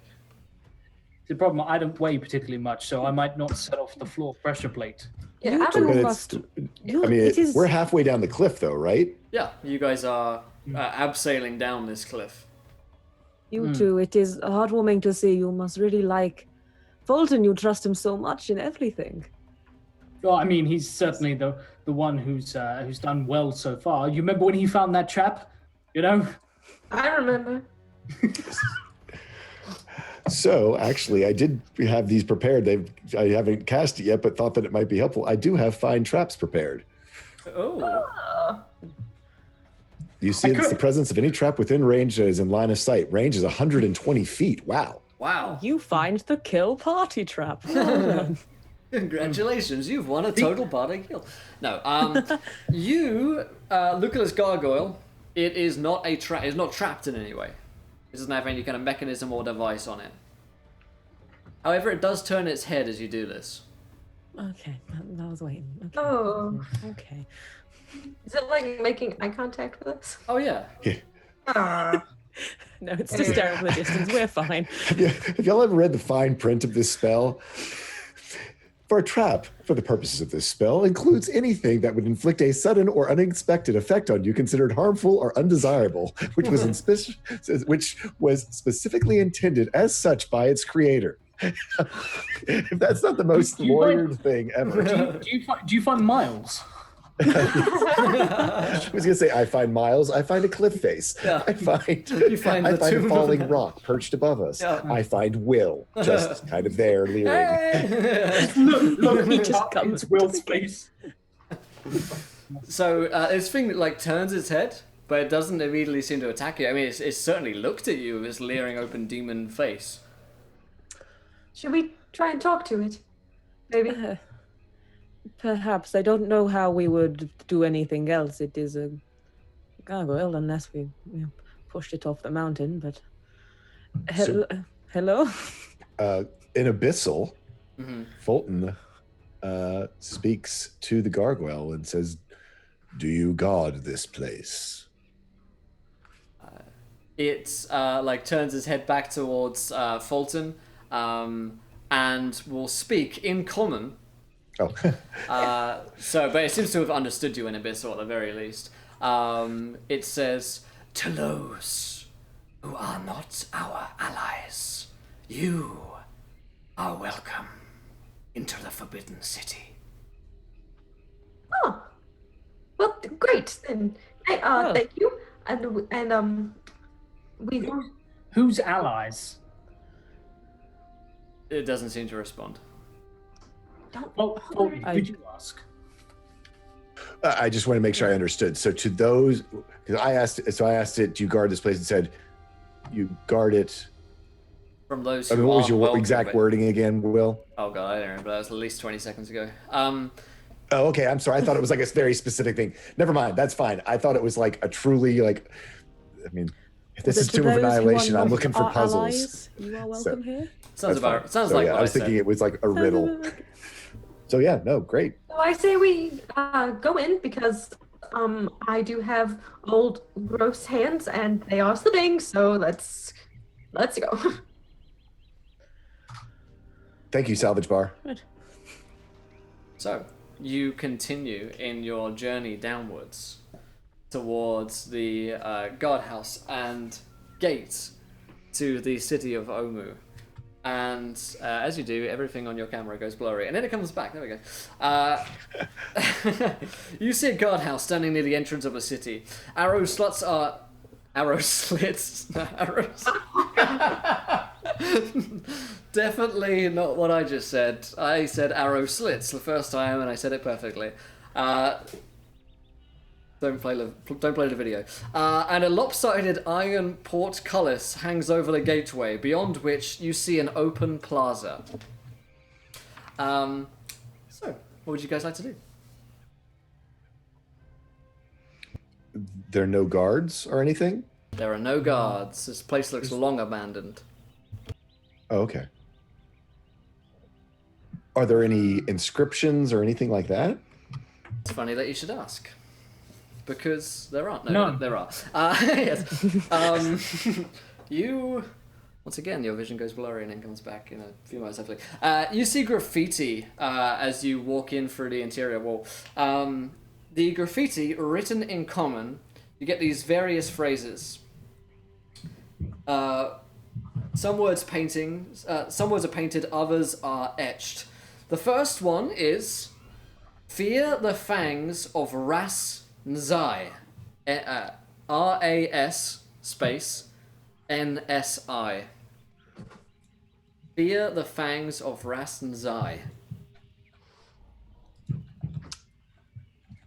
Well, that doesn't seem too hard. The second one, "Eric, I've gone in search of the 9 shrines. V." All right. I kind of didn't believe you when you started that ominous warning. Eric. Eric! Eric. God damn it, Eric! Okay. Eric, I've gone in search of the 9 shrines, signed V. Third one, "The puzzle cubes are the key." The The what? puzzle cubes are the key. Those are my favorite kind of cubes. And my favorite kind of keys. Yes, not the puzzle What cubes. kind of doors do you have? My favorite kind of key. It's a Rubik's cube. It's very complicated. Look, it takes a long time to get into my door, okay? The fourth clue is beware the frog monster. Beware the frog monster. Grung, part 3. See it now. All right. Number 5 is who is Unk? Question mark. UNKH. It reads who is Unk? Excellent question. Good question. That's a question everyone else is too afraid to ask. Next one reads all hail the king of feathers. Mm-hmm. All hail the king of feathers. Kermit Strikes Back. It's just like graffiti. It's just like random graffiti that makes no sense. The last one reads... No, the last one, sorry. The one before last reads, the snakes are not what they seem. The snakes are not what they seem. Mm-hmm. Oops, sorry. Okay, now this last one's gonna take a minute. Okay, it reads, Kubazan. Kuba, Kuba, Zan, Z-A-N, Kubazan. Kubazan equals bravery. Okay. Shagambi, which is shag, S-H-A-G. Ambi, as in Bambi, but without a B, A-M-B-I, equals wisdom. And then it reads Moa, M-O-A, equals question mark. So it reads Kubazan equals bravery, Shagambi equals wisdom, Moa equals question mark. Those are the signs which are etched into the interior wall of the guardhouse that people have left for one another, seemingly as a message board. I feel like we just had like a really weird English lesson, and now I'm just very confused. It's like an English lesson that isn't an English lesson. It's Yes. actually a foreign It's like language. how to spell Kubazan today, children. Today we'll be learning Kubazan. Yes. Alright, so those are your clues. You wanted puzzles. I've given you puzzles. Thanks. You're welcome. So, the open plaza is before you. You could carry ahead, you could stay and investigate these, put your heads together, whatever you'd like to do, my friends. The world is your oyster. All right.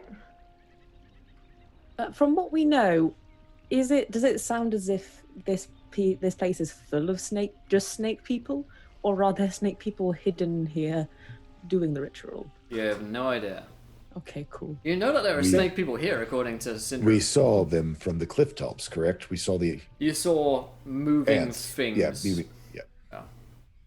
Mm. Okay. Well, we already know they're violent and they're trying to kill a sponsor, a patron on this quest. So They maybe. tried to kill us. Do Yes. you happen to know what language this is at all? Since you're native. So it's written in Common Desira, but the names and words refer to Cholton. Names likely. I mean, you could roll me a history check I'd on love to. Kubazan and Shagambi, and So 15? yeah, you're pretty sure those may be 2 of the 9 gods that are referred to, and Moa most likely is a 3rd. Okay. Well, the inscriptions themselves are written in common. Yes, the names are, well, most definitely Cholton. Kubazan, Shagambi, and Moa, they are 3 of the 9 gods. The first 2 definitely, I am almost certain of the 3rd. You also don't know who Eric is. And I do not know who Eric is. I doubt he is one of the gods. If he is, I will be... Yes, the 9th god, Eric. Eric and Miles next to each other. High five. So I guess well, someone here is named Eric. Someone here is V. Who do we know that starts with V? Bert's girlfriend, Belandra. Oh. Yes, the Lich Valindra definitely had a V in her name. That I just feel like she would not be tangled up with someone named Eric. I don't know. I feel like She doesn't strike me as the kind. Well, then again, when she met us, she presented herself as a perfectly eligible lady, and we were entirely misled until Fulton straight up called her out. Kudos, by the way. So maybe it was her. Maybe she has conscripted others. She had a lizard folk, I believe, a lizard person around. Well, it does say the puzzle cubes are the key. Perhaps that's the place to start to find these puzzle cues. Okay. And we also know Veselandra, she began with a V, but it is doubtful if we believe what she said. I feel That like is we're getting all of the V's further I know in Josh. further away from an answer. Maybe we should see. Well, first of all, there's a whole plaza out there, and there were people we saw from atop the cliff. So instead of standing around, we should probably check to see if we're about to be ambushed violently. Yeah. Well, I could, worst comes to worst, I could try to disguise myself as one of them, one of these snake people, if it would be worthwhile. But I do not know if they are just a minority in the city that are hiding, or if they have taken completely over. I don't know. Regardless, we probably should move forward with caution and stealth. We also should take care not to split up. Remember, they have a nasty habit of appearing as someone completely different. Well, we remember we still have our code word. Does anyone remember it? I do. Sydney should. Was it something to do with croissant? Yes. Was it something to do with... Okey-finokie. Come on, guys. Yes. This is Oh your- my god. This is your Yes. The safe word. swamp. Yes. Sorry. Why did I think it was something to do with croissants? Because you're hungry, Josh. You're just. Because that was was a 3 different- that campaigns was ago. a different Josh. campaign. John. I remembered. That was That was Louise's the campaign. croissant shop. I remember. Okay, right.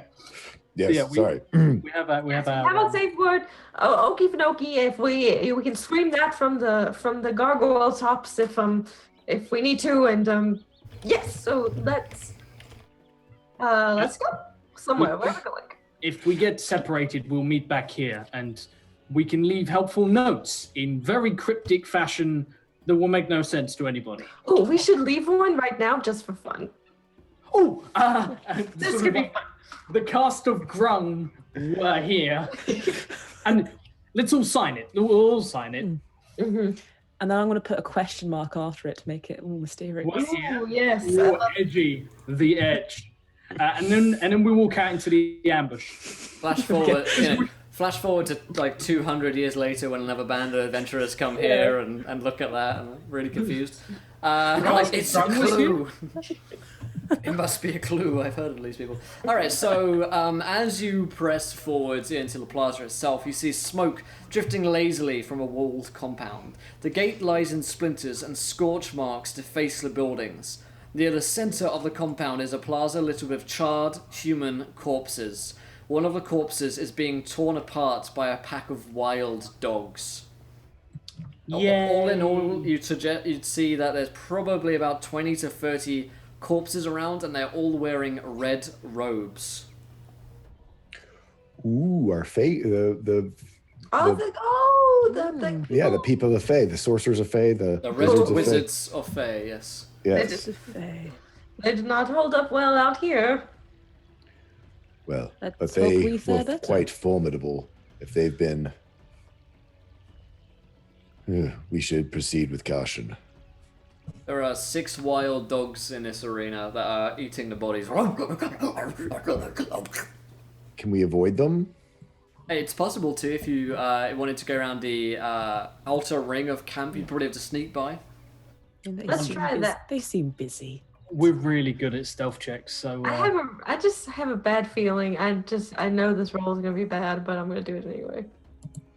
Don't worry, mine's already terrible. So Oh, it's 20. There we go. A group stealth check, yeah. 18. holy! Oh, There it is. There it is. Thanks for inviting I was like, me, wow, everyone. 20 and an 18. Like, these guys are going to... Oh, okay. Yeah. It's a natural one. Yeah. I don't think we've ever succeeded on a stealth check. I mean, like, Hey. every now and again we just leave Bravery Yeah. behind, but we got this up. It's been a rough one for you guys today. Oh, looks like my OBS is dying. Come back, OBS. Why you do this? That's strange. Should be back now. Hopefully we didn't go offline. Internet is The excellent. death plague is spreading. The death curse is certainly spreading to the Ethernet It's now the death virus. of Canada.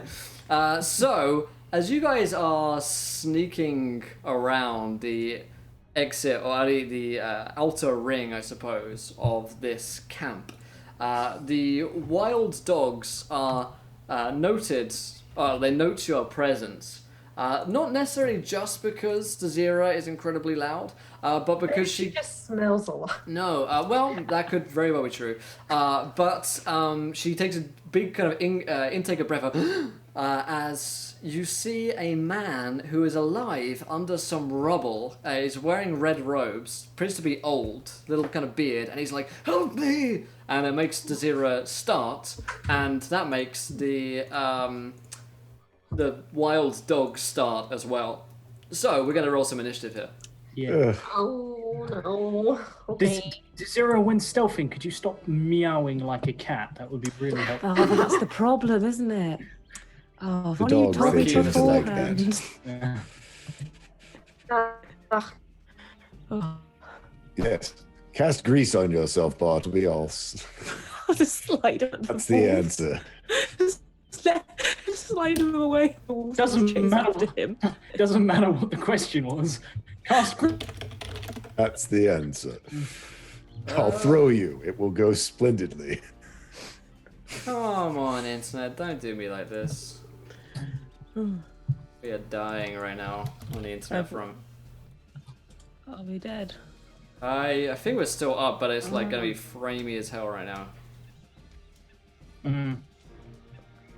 If there's anything you can turn off on your side, Sid, internet-wise, that would probably save us a bit. All I have up is roll 20 in my character sheet in this.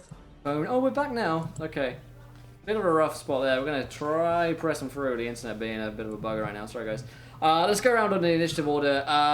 Tool score 0. 7. Oof. To 0. 16. 16. Reverie. 9.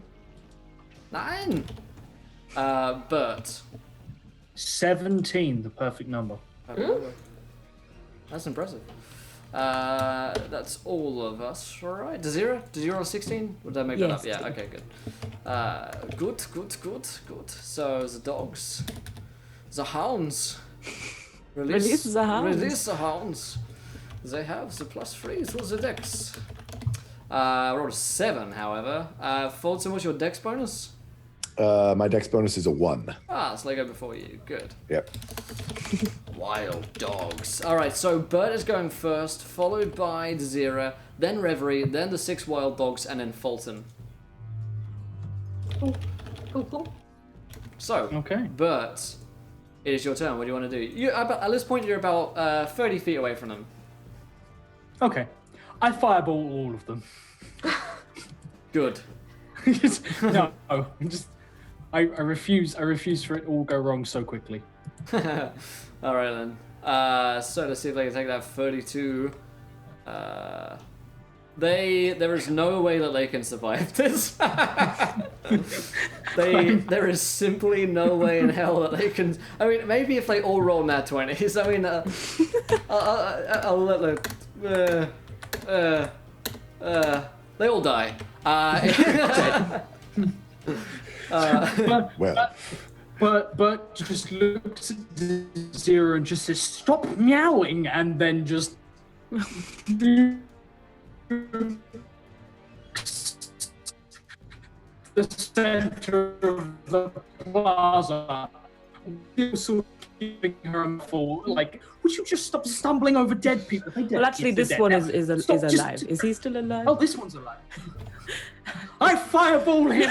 No, stop. I don't know. I'll be hitting loads of lag again. I don't know what's going on with our internet right now. Oh, is the man? He's still under alive? roasting.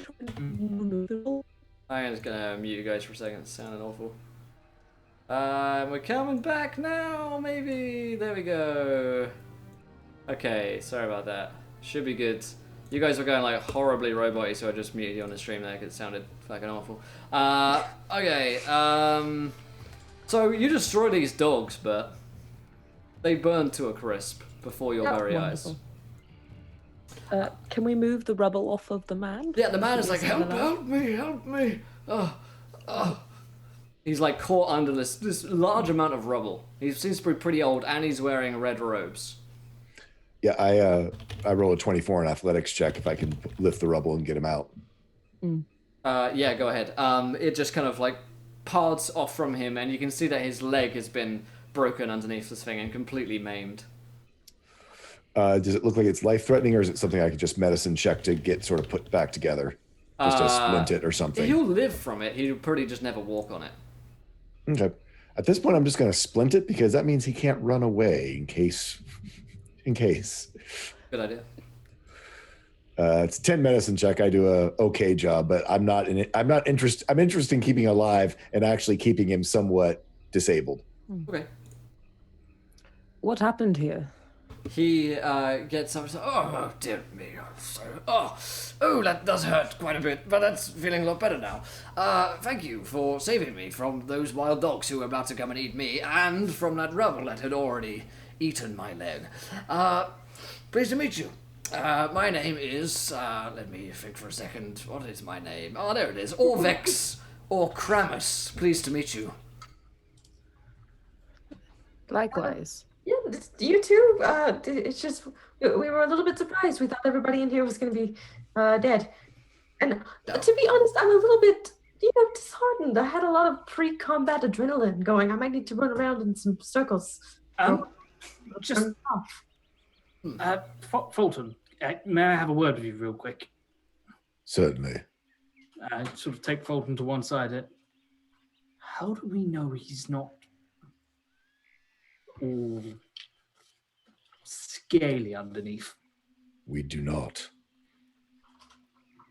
I don't like him. Well, Miles, are you there? He's wearing red robes, isn't he? He is. Yeah. Yeah, so Miles, are you there? Miles doesn't respond in any way if he is watching. Well, Miles would have possibly been able to identify. Well, I suppose he's not really. Is there a problem here, chaps? I've got a job to get. Oh, in fact, I may be out of a job now, seeing as my former employer looks like he's bit the dust there, as it were. What was your job you were up to? I'm a scribe, yes. I'm a scribe, yes. Taking notes on the what's in boots and thingamajigs and the all that stuff round here. Insight check. Yes, Yeah. check, please. Insight check. You lie. A 12. I mean, he looks like I got a 5, so yeah. Yeah, he doesn't look like he's lying about being a scribe, but when he's talking about all this stuff that they were here to look at, I mean, it seems unlikely that they're here to look at the architecture, knowing the Red Mages are Fae. They're here for one reason. Did the wolves kill you or something else? The wolves killed me. No, I'm not dead. Well, not you, your friends. Oh, my friends, yes. Well, no, we were attacked by snake people.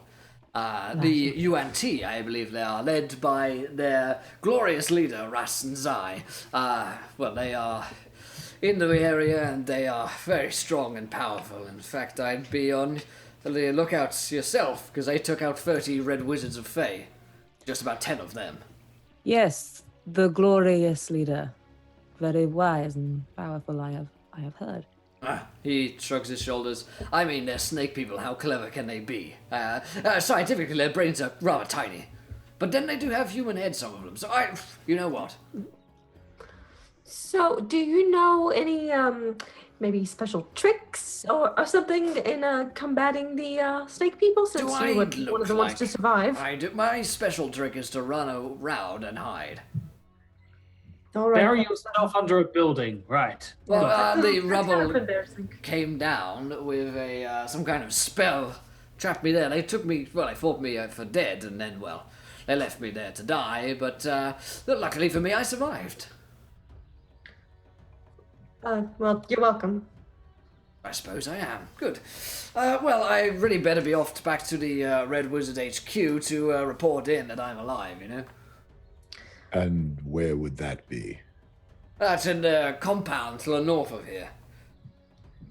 I'd watch out if I were you, because they're not very friendly of outsiders. A bunch like you, lovely as you are likely to be killed by them, unless you're very careful. I mean, It is unlikely you can walk along your own with your leg splintered like that. We should escort you there. You want to come with me there? I suppose you could.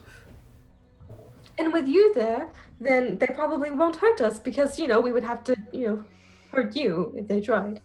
I'm not sure I'm worth that much, Clum, if I'm all honest, my dear, but it's worth a try, I suppose. I mean, bear in mind, these are the kind of people that have, and he whispers in, liches following them round. So... We're familiar. Can't always Fancy trust them. that. Crazy talk. I'm really more of an intern here. I hired on to a bunch of different places, majors, guilds, and the like, but, the Red Wizards, they do pay rather well, so got to pay the bills and all that, the wife back home. I mean, she told me it's a good job, so I might as well take it. I told her, Maggie, it's dangerous, and she said, you know what, Orvex, you should do it anyway. And I said, well, you know what, I'll follow my dreams. And so I'm here, my leg crushed under the city of Oulu, having been attacked by UNT. You remind me of a friend of mine, and I'm actually trying a similar situation, I believe. Eric? You familiar with Eric? Eric? No. I think I know an Eric. He's useless. Oh, that's a shame. Yeah. I'll have you know that Bert's last valet got a huge promotion from the Red With Wizards. the Red Wizards, yes, indeed. Really? That is fascinating. Yeah, my word of recommendation means a lot. He taps his nose to Bravery. It really does. Like, my whole entire career depends on what Bert says about me. It's all, I don't want to brag or anything like that, but I may have met the leader of your order. Speaking of which, we really must be on our way. You met with Ultrax, and, are you Red Wizards yourselves, or merely hired on advice? We're sort of freelance. We're actually, might have heard of us. He goes on to explain Grump as they walk. Yeah, he finds the idea of musicals strange. He's been wrapped up in his studies. Hasn't really had the time to get out and experience the musical, but he says... The nightlife. Yeah, he says he'd love to buy some tickets sometime to come see you perform. We can even give him We're coming to Faye. Don't worry about it. We're going to be performing in Faye soon. we're currently on tour, so just keep an eye out. We have a flyer if you want it. I really want it to be like the final battle, and there'll be like a huge like climactic fight, and then midway through he's just like, I know those guys. Those guys are on tour. We're just like, yeah, we told you we were on tour. Absolutely. So we head to the compound. Yes, moving. Orvex is, very friendly, affable gentleman, it seems like. And he's talking to you along the way. So, if we take the back roads, we should run into less UNT. They go along the main highway around here. And, it's a pretty dangerous road to travel. We were almost at the location we we're going to explore, the Temple of Kubazan. A fascinating place, If we get a moment, we should take a look. Really ought to. Fascinating architecture. I think that would be ideal. I think we should make time to do that. So, yeah... is it on the way, or do we need to backtrack to get back to the Temple of Kubazan? If we head west for 10 minutes, we should be able to get there in time. I mean, just as long as you don't tell the Red Wizards, huh? Oh no, Of course not. So it's not like it's not like they can keep track of us or anything. I have eyes everywhere.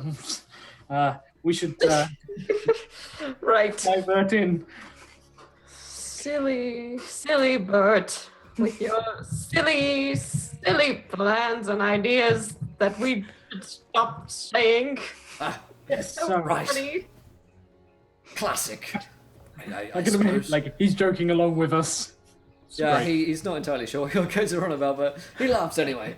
And Orbex leads you to the west for about 10 minutes or so as he told the truth. You see before you a rectangular pool of murky water stretching before this vine-draped shrine. Rope bridges that once spanned the water float on the surface, tangled with other debris. The shards of a toppled monolith form stepping stones to the middle of the pool, where a statue of a stone frog rises above the water. Oh, that's it right there. Oh yes, Temple of Kubazan, his shrine. All the 9 trickster gods, don't you know? Is he the frog? What's the significance of the frog? Oh, I've no bloody idea if I'm quite honest, but I believe the frog represents Kubazan on Earth. So would you say he's some sort of frog monster? I suppose he could manifest as a frog monster, yes. However, he could also be a frog god. So, I mean, one frog monster bad, frog god we actually have quite a good rapport with. Yeah, that is Yes. true. Perhaps if we replay the musical of Nang Nang, it might please the frog monster. I'm not sure if there's anything in the old scriptures about that.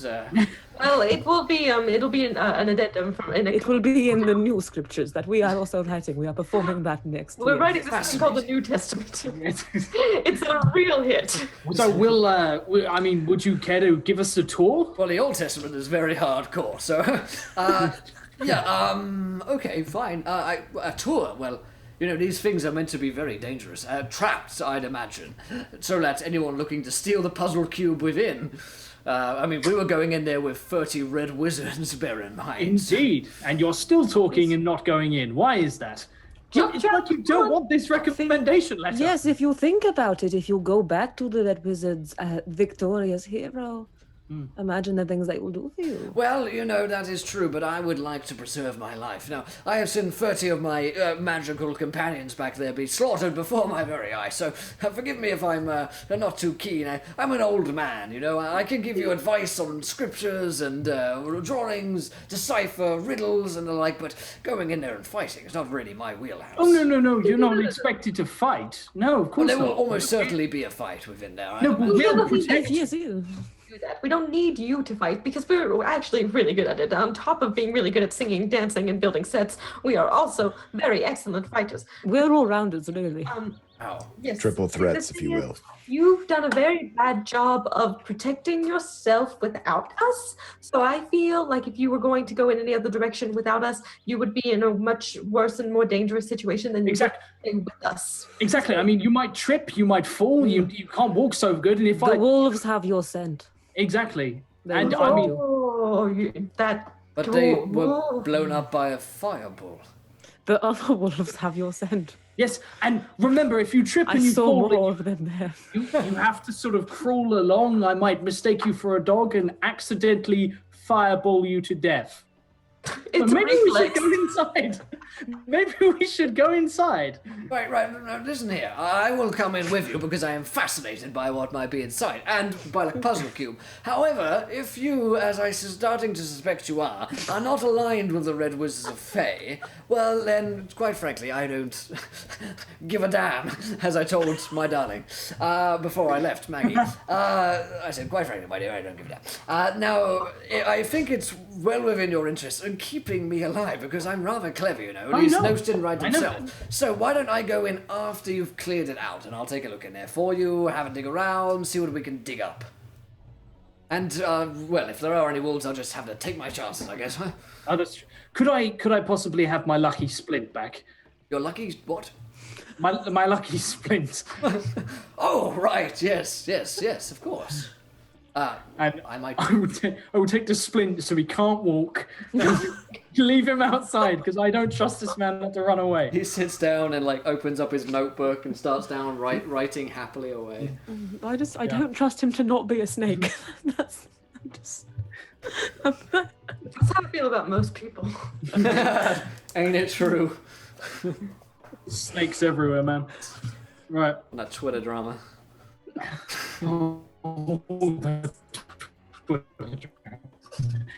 Yes. Oh, looks like we're hitting another rough patch. Come on, internet.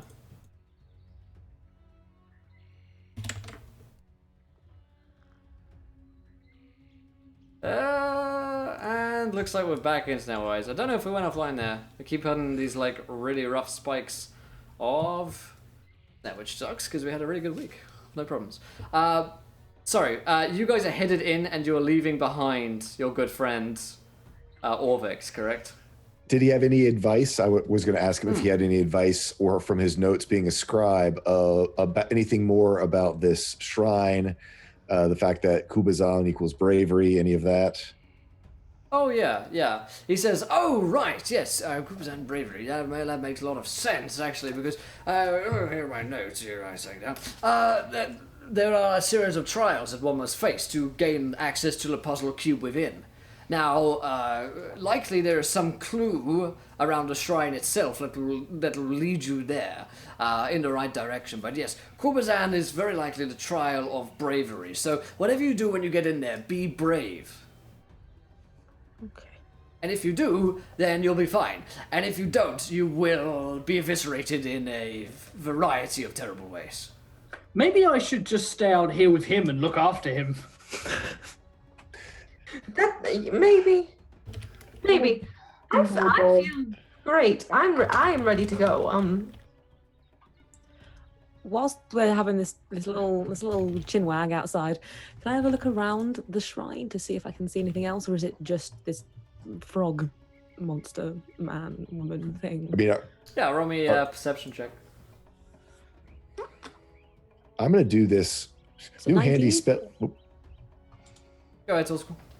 I'm going to do that new handy spell because I had no idea it had such a range. I'm going to do the big old 120-foot fine traps Nice. over this courtyard that basically try to center it on the the statue and try to get as much as I can to see if there's. As again, I can do the legalese on this one. For the purpose of this spell, includes anything that would inflict a sudden or unexpected effect on you, considered harmful or undesirable. Nice. So, Dazira will spot the eye stalks. There are a bunch of eye stalks, green eye stalks, which are out, poking out of the water and looking towards you guys. They kind of dive back in again when you look at them. You 120 feet. Let's see. For you, Fulton, you will see that there's a glyph of warding spell on. Well, I guess you can't see it at this point. No, I just know that there's one present. yeah. I don't know the location, but I do know the general nature of the danger posed by the trap. Yeah, there is a glyph warding spell which will trigger the fear spell Okay. somewhere within 120 feet. There is something in the water, but be brave is the answer, I believe.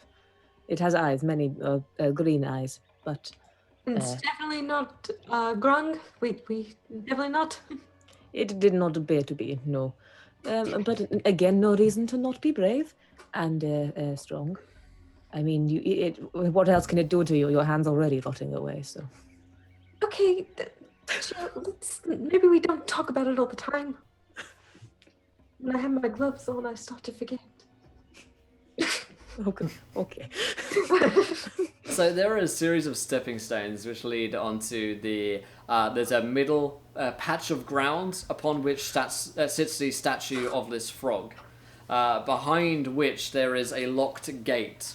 But you'd have to jump across even more stepping stones from the middle of the land area to get across to that. Are we ready to go? Well, as Orvax said, perhaps near the statue we can find another clue as to what's ahead, other than the fact that we know we've got something that's going to try to magically scare us, which would probably result in the failure of this test. And Really well. the eye stalks, which do not sound friendly. Desira's going to glare at the area where she saw the eye stalks and then just jump onto the first stepping stone. All right, Or roll step me. onto the first stepping stone. Yeah, you can as step on you the first normally one. would. Indeed. You cartwheel across me. Roll me an acrobatics check, Desira, to jump across these wet, to. slippery steps. Or how about an athletics? No, how about an acrobatics? Okay. That's a 7. Nice. So, really a 7. Holy mackerel. You slip on this slippery moss on the steps itself, and on a 7, you fall into the pool.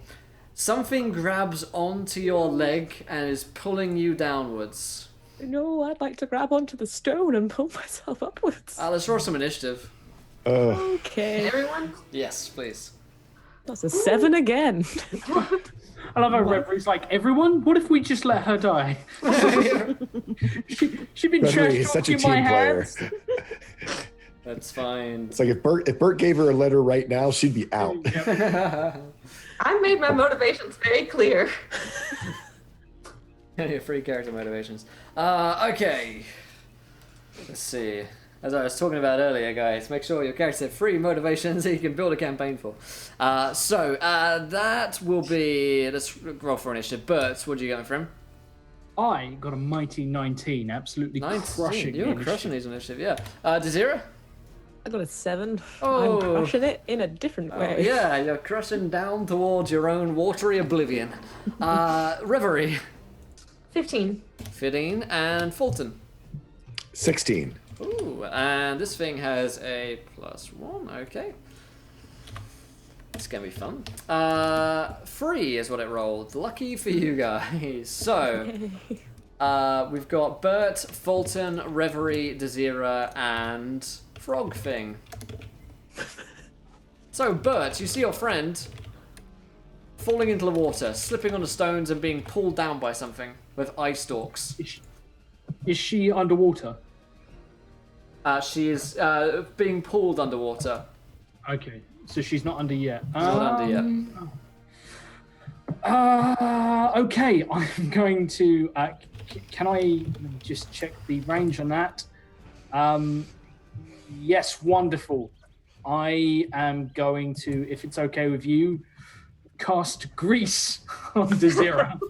Oh, the perfect spell. If you guys are just When in joining, doubt, cast Grease. if you guys are I just think joining she'd in rather just drown or from die. Big Host over there, imagine it's a Trump crowd coming in, you guys. Then we're currently fighting a giant frog creature in the water, which is pulling Desira down into the depths, and Bert is attempting to help her by casting the spell Grease, which should adequately lube her. In fact, more than adequately, I would suggest at this point. Desira, you become greased. Thanks. Thanks. Anytime, Bert is there to help. If you ever need a good coating, Yeah, so this is, butter, margarine. awkward and embarrassing, like trying to hold on to like a slippery bar of soap. Is it like, I'm guessing it's oil based, right? Yes. Yeah. Yeah. So No, like, it's mayonnaise No, based. no. Oh, of course. you get a basting of mayonnaise, Desira, Oh, God. as you're being pulled down. Can I just drown? Can I choose to drown? Yes, you may. It's a free action. That is Bert's turn. Fantastic work. The Orvex is like, how fascinating. Oh, look, it's a froggy-moth. Oh, we're dead. We are so dead. Kobazan! He says, be brave, Desira, be brave. It Fight is... that old man. Fulton, it is your turn, my friend. So can we see the monster at all, or can we just see that Desira is being pulled down? You can see it's being pulled down. It's pretty deep in here at this point. It's So I full don't have line of form. sight on anything. I just have Desira getting pulled in the water. Yes, yeah. then I'm going to try to grab onto Jazeera and see if I can. Oh, she's all greasy now. Good luck. Oh, good luck. Yeah, so me helping her out's not going to work very. I guess I should give it a try. Because what else am I going to do since I can't see this thing? I'm going to try an athletics check to see if I can pull her out. Let's do it. That would be an 11. Oh, and quickly roll me an acrobatics check to jump on the stones towards where she is. No. Oh, okay. Because you're going to need to do that. I can't reach her from like the shore. Correct. She has jumped across. Oh, okay. Well, 16 acrobatics and 11 athletics. Yeah. So you, in fact, will contest the athletics against the Froggymoth itself, seeing as nice, just a cheeky +6.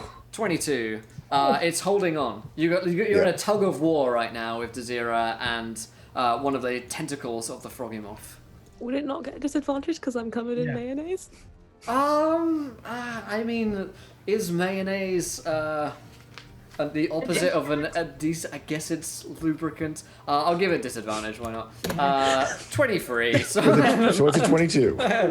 So it's a 22. The tentacle grabs around. It's like around your ankle right now, Zero. It's just pulling you downwards, trying to drown you. And in the depths of the water, you see its leering tongue open up, and you realize that what you thought was just a big shadow is a gigantic maw of a frog creature, which is just sitting down here on the bottom of the pond with many tentacles funneling out from it, I suppose. So that is Fulton's turn. Reverie, your turn. Reverie. Okay. There you go. Yes. What do you want to do, Reverie? Your friend is drowning right now. Fulton's holding on. Come on, internet. Is it good? Yeah, looks clear now. We keep hitting like 5-second spikes or so of interruption. Yeah. Okay. I can see through the water as well. See the creepy, weird creature thing in there. It's actually like really murky down there. You don't have a line of sight on the creature right now. You know whereabouts it is, but you don't have a direct line of sight onto it. Okay, well, I'm gonna try and use my short boat. Okay, do it. Do you have an idea of how deep this is? I mean, she's gone down there, so it's deep enough for her to go down and not touch the bottom. Okay. So it could be very deep, or it might just be, deep enough to drown in. Okay, I'm gonna use my short bow, and so I have Assassinate, which means I have advantage on creatures that haven't taken a turn in combat. So I'm gonna try and use my short bow and fire in that general direction. Okay, so you would have disadvantage because you don't have line of sight, but it cancels out, yeah. Ha ha ha. Let's see how this goes. Do it. 17. 17 is a hit. Alright, that's 11. And I don't think Jazeera's in with... Well, Jazeera's grabbed by him, so I guess technically that's 5 feet because they're touching. Yeah, I guess she is. She still counts as a combatant. So I'm gonna add sneak attack. Right? Do it. I'm doing it. You're gonna need it, so let's do it. Okay. So that is 13 plus 11, which is 24. 13 plus 11 is indeed, I can confirm, ladies and gentlemen, 24. I am a math wizard. Alright then, so you fire down into the water, the murky depths of the water. You don't hear anything happen, but you're pretty sure you must have hit something down there. Yeah. Alright. Alright. I feel good about that. I think that I made some progress. Maybe just if you all saw where the arrow went, aim for that sort of spot. Alright. Jazeera, it's your turn. You are essentially grappled in here. I'd like to try and get ungrappled, please. To break free from your grapple, you can roll me a strength saving throw. I would love to avoid that tongue. That's a nat 20, so bye-bye. Ooh, dear, dear. Alright. You are gonna break free like the beautiful tadpole you are in this scenario. I just start singing. Yes. It just you just like rip yourself free from these tentacles, and you can swim back up to the shore. I would love to do so that. you can get up to the island with the statue on, and then there's the stepping stones back the way you came back to your party, and then there's more stepping stones across to where the entrance, the locked gate to the shrine is. Okay, can I pull myself up onto the island, or am I still in the water? You can put yourself onto the island, yeah, with your nat 20. And then, can I take, because I'm level 5 now, I get an extra attack. Can I use that to try and shoot in the rough relative area as I knew it to be? You cannot, because you took your action to do your strength saving throw to break free. It's an action to do that. You move to get up. An extra attack is when you take the attack action, you get to make an extra attack. Okie dokie. Okay. Okie dokie. Come on, Canadian internet. Don't do me like this. Don't play me like this. Come on, Canada. So annoying. I had a whole week of like 0 drop frames. Anyway, alright, that is... Yeah, I imagine so.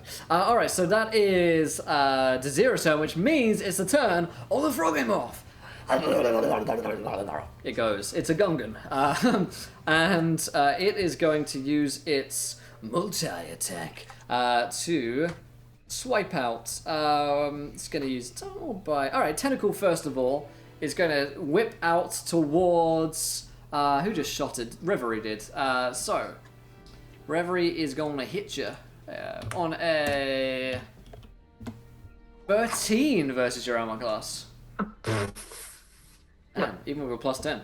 It's going to swipe at Fulton. In fact, Desira, seeing as she is on the island, is our next target. Desira, you will be experiencing 21 versus your armor class. Yeah. You are grappled as a tentacle latches onto you.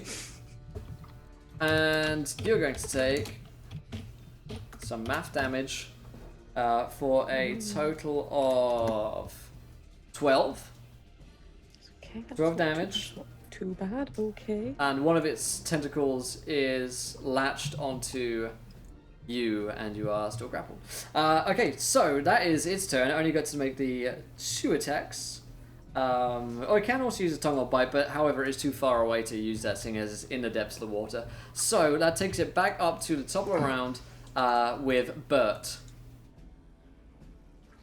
See, I kind of feel like maybe we're not supposed to be afraid of it, so I was going to suggest to Desira, just don't fight it, because maybe that's the kind of thing we need to go for. But if you just straight up drowned because of that terrible advice, I would have felt slightly guilty. So, yeah, Bert is going to try and rush across the water as quickly as possible. But I'm going to cast Mage Armor on myself because I have no AC whatsoever. I'm going to die. This is true. There we go. And I'm going to go for a run. So, you want to jump across? Yes, indeed. Acrobatics check. I'm going to die. I'm going to die, ladies and gentlemen. I'll allow it. Ooh. Yep, you are in the water, my friend. The DC for this guy is like 10. Alright, you live at 10.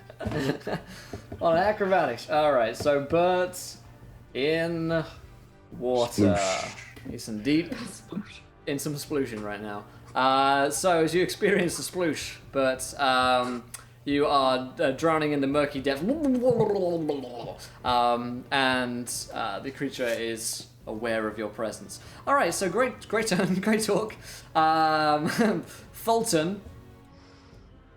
So we now have Desira out of the water, and we've got a tentacle around Desira, so I can see its tentacle, You right? can see its tentacle. I'm going to try to cast a guiding bolt at it. Do it. 13. A 13 is not going to be a hit. Ugh. Natural armor is a little bit higher than that. Yep. Nope. So I do that, and I'm on a stepping stone out here in the middle.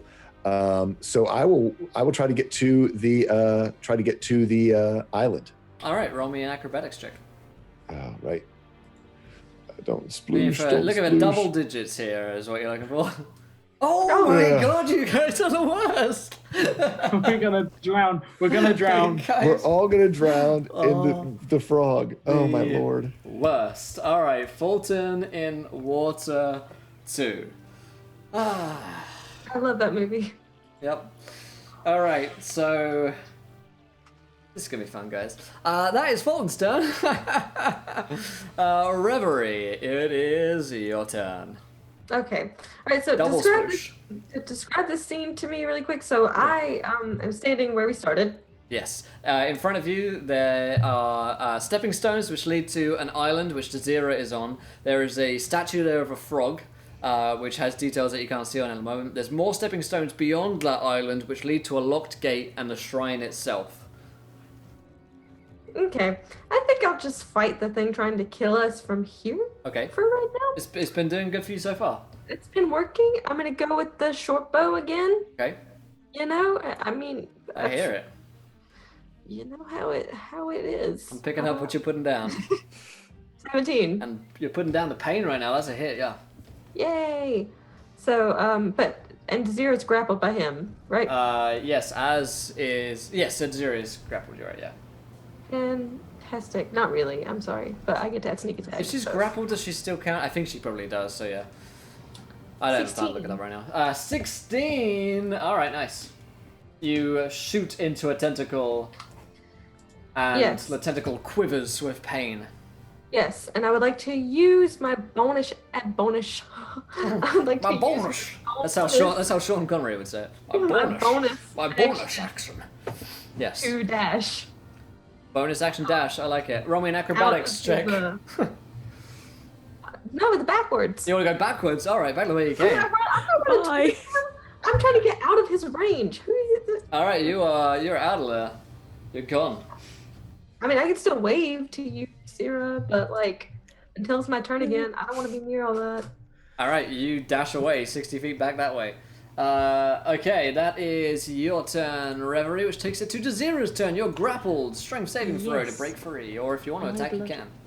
I'm a bit fuzzy with grappled rules. If it's grappling me, would theoretically I get an advantage for hitting it because it's there? I don't believe so, no. I think you just take No? a normal attack against it. In that You're case, not I'd like. restrained, though, so you can attack. Okay, I'd like to do a strength to get out with a 20. 20 is going to save you, and you break free using your action. You still have your move. I'd like to move to the other side of the shrine so it can't theoretically reach me. Alright, roll me an acrobatics check to get across some more stepping stones and try not to fall into the water. Double digits, guys. 1 acrobatics. No, that's a 5. My god, there are 3 of Back you in the water. drowning in the water This right is like watching Total Wipeout, but with Yeah. a frog in Yes, with a frog monster right in the middle. Oh my god. This is painful to watch. And It's- for our next contestant, guys, right out of England, may from the actually lacrosse team, be the it's worst. Desira. Wow. This is awful. So you do that. Good job. And Thanks. it's the frog mouth's turn. And it's the frog turn. Froggy times ahead. So, as... so it's Bert that's drowning, Desira that's drowning, and Fulton. Alright. Well, are we drowning or are we just like in the water swimming? I mean, yeah, you're in the water, but you're going to start drowning pretty shortly, because it's the Frogomob's turn. So, he's going to do his thing. First of all, he is going to tongue Bertleby, Ooh. which is about as erotic as it sounds. Let's see. Targets one medium or small creature conceived in 20 feet of it. Targets must make a DC something, saving throw, strength saving throw for him. Who is attacking? He's attacking Bert. So Bert, roll me a strength saving throw. As it's gonna Be brave. Be brave. stay wild. I am going to divination this. Okay.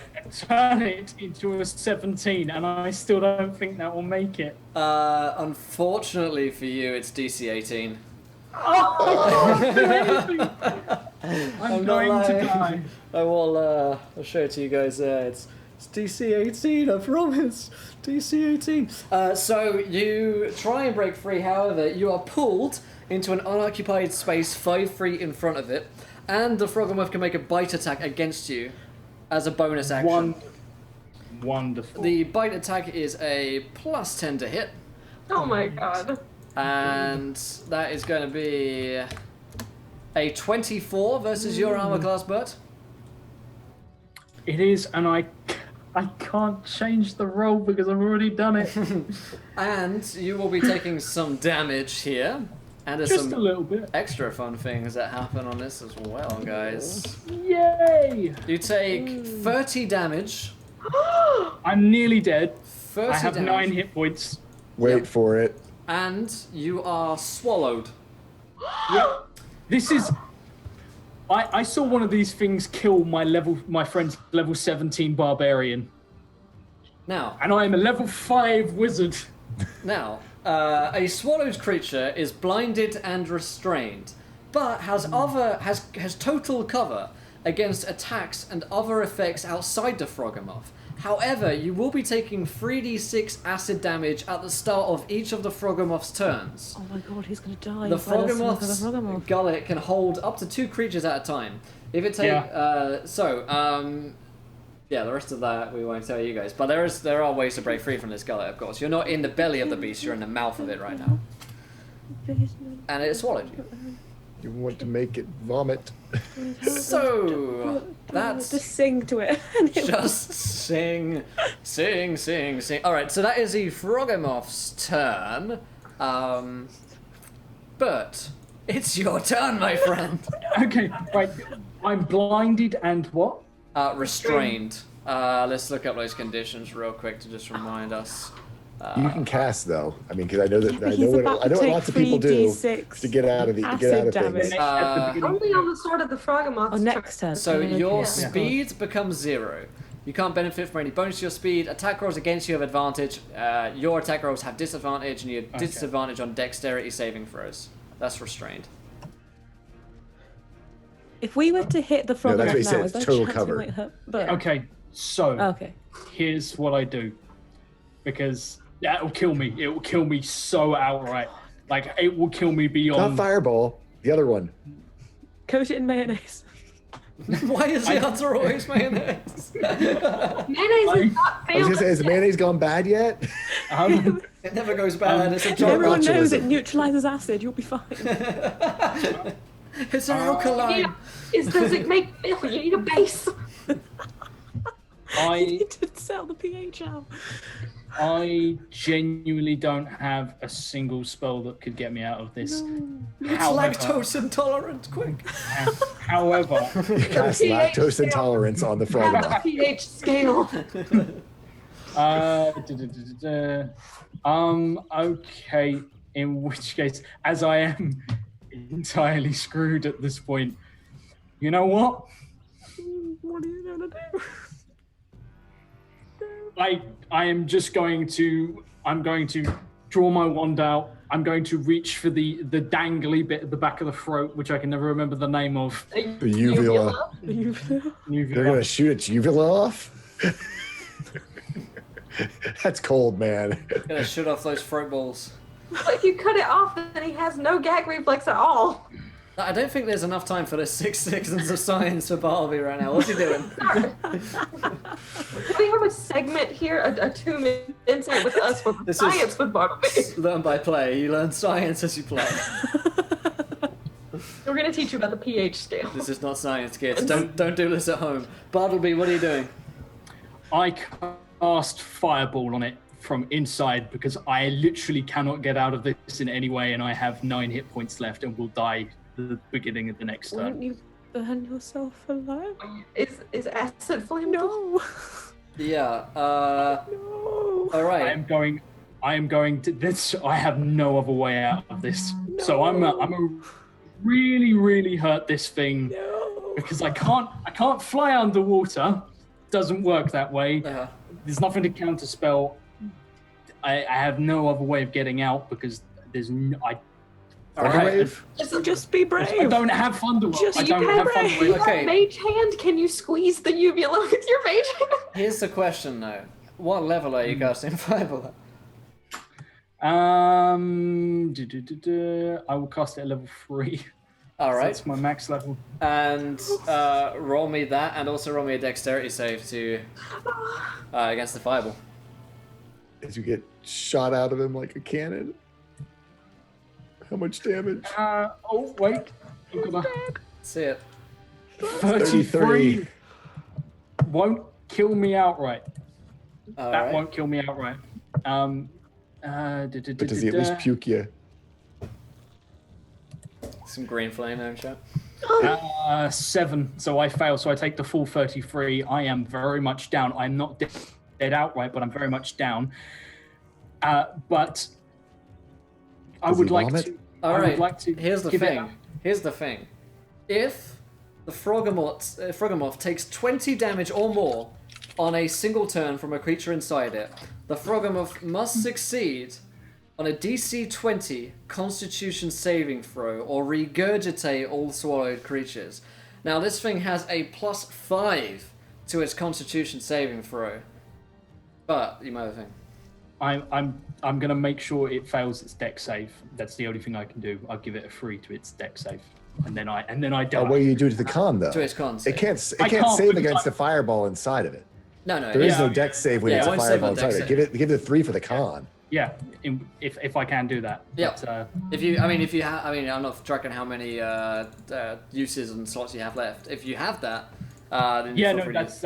It's his I've 2 only got divinations. Two divinations, yeah. So as you do that, we will see this burning fireball burst out from the Froggermoth's mouth, and a bird's body of Bert Bartleby Baxter will fly forth from the Froggermoth's gullet and be spat out onto the island. Bloodied and burnt. And as the Froggermoth rises out of the water, by no means dead, its 4 tentacles rising up behind it, its huge tongue leering out, rising above Bert. That is what we're going to wrap We're up out of tonight's time. episode.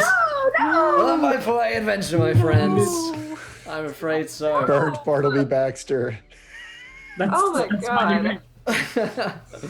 But I'm afraid that is all we've got time here tonight on the Learn by Play show, my friends. Hopefully you guys have enjoyed it as much as we did, and hopefully you'll tune in for next week's adventure and episode as well. We're going to hand over to the Heroes Graveyard crew coming up here in about 10 minutes time, but before we do so, we want to thank Wizard of the Coast for letting us come on here and run this show every week. Same time, 6 p.m. Eastern, every single week, except from next week. We won't be on.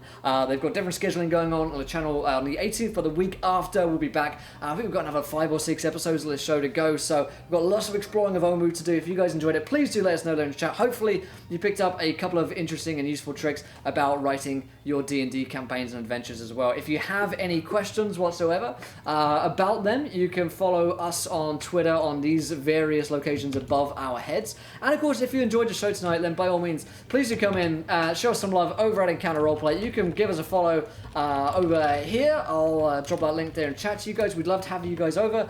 We stream, like 5 or 6 nights a week, bunch of different D&D campaigns, all of which wackier than the last. We've got a couple of podcasts that we do every week as well. So be sure to join us over there, drop us some follows, and we'd love to have you hang out with us. But let's go around the cast and crew. Did we enjoy ourselves? Where can we find you guys online?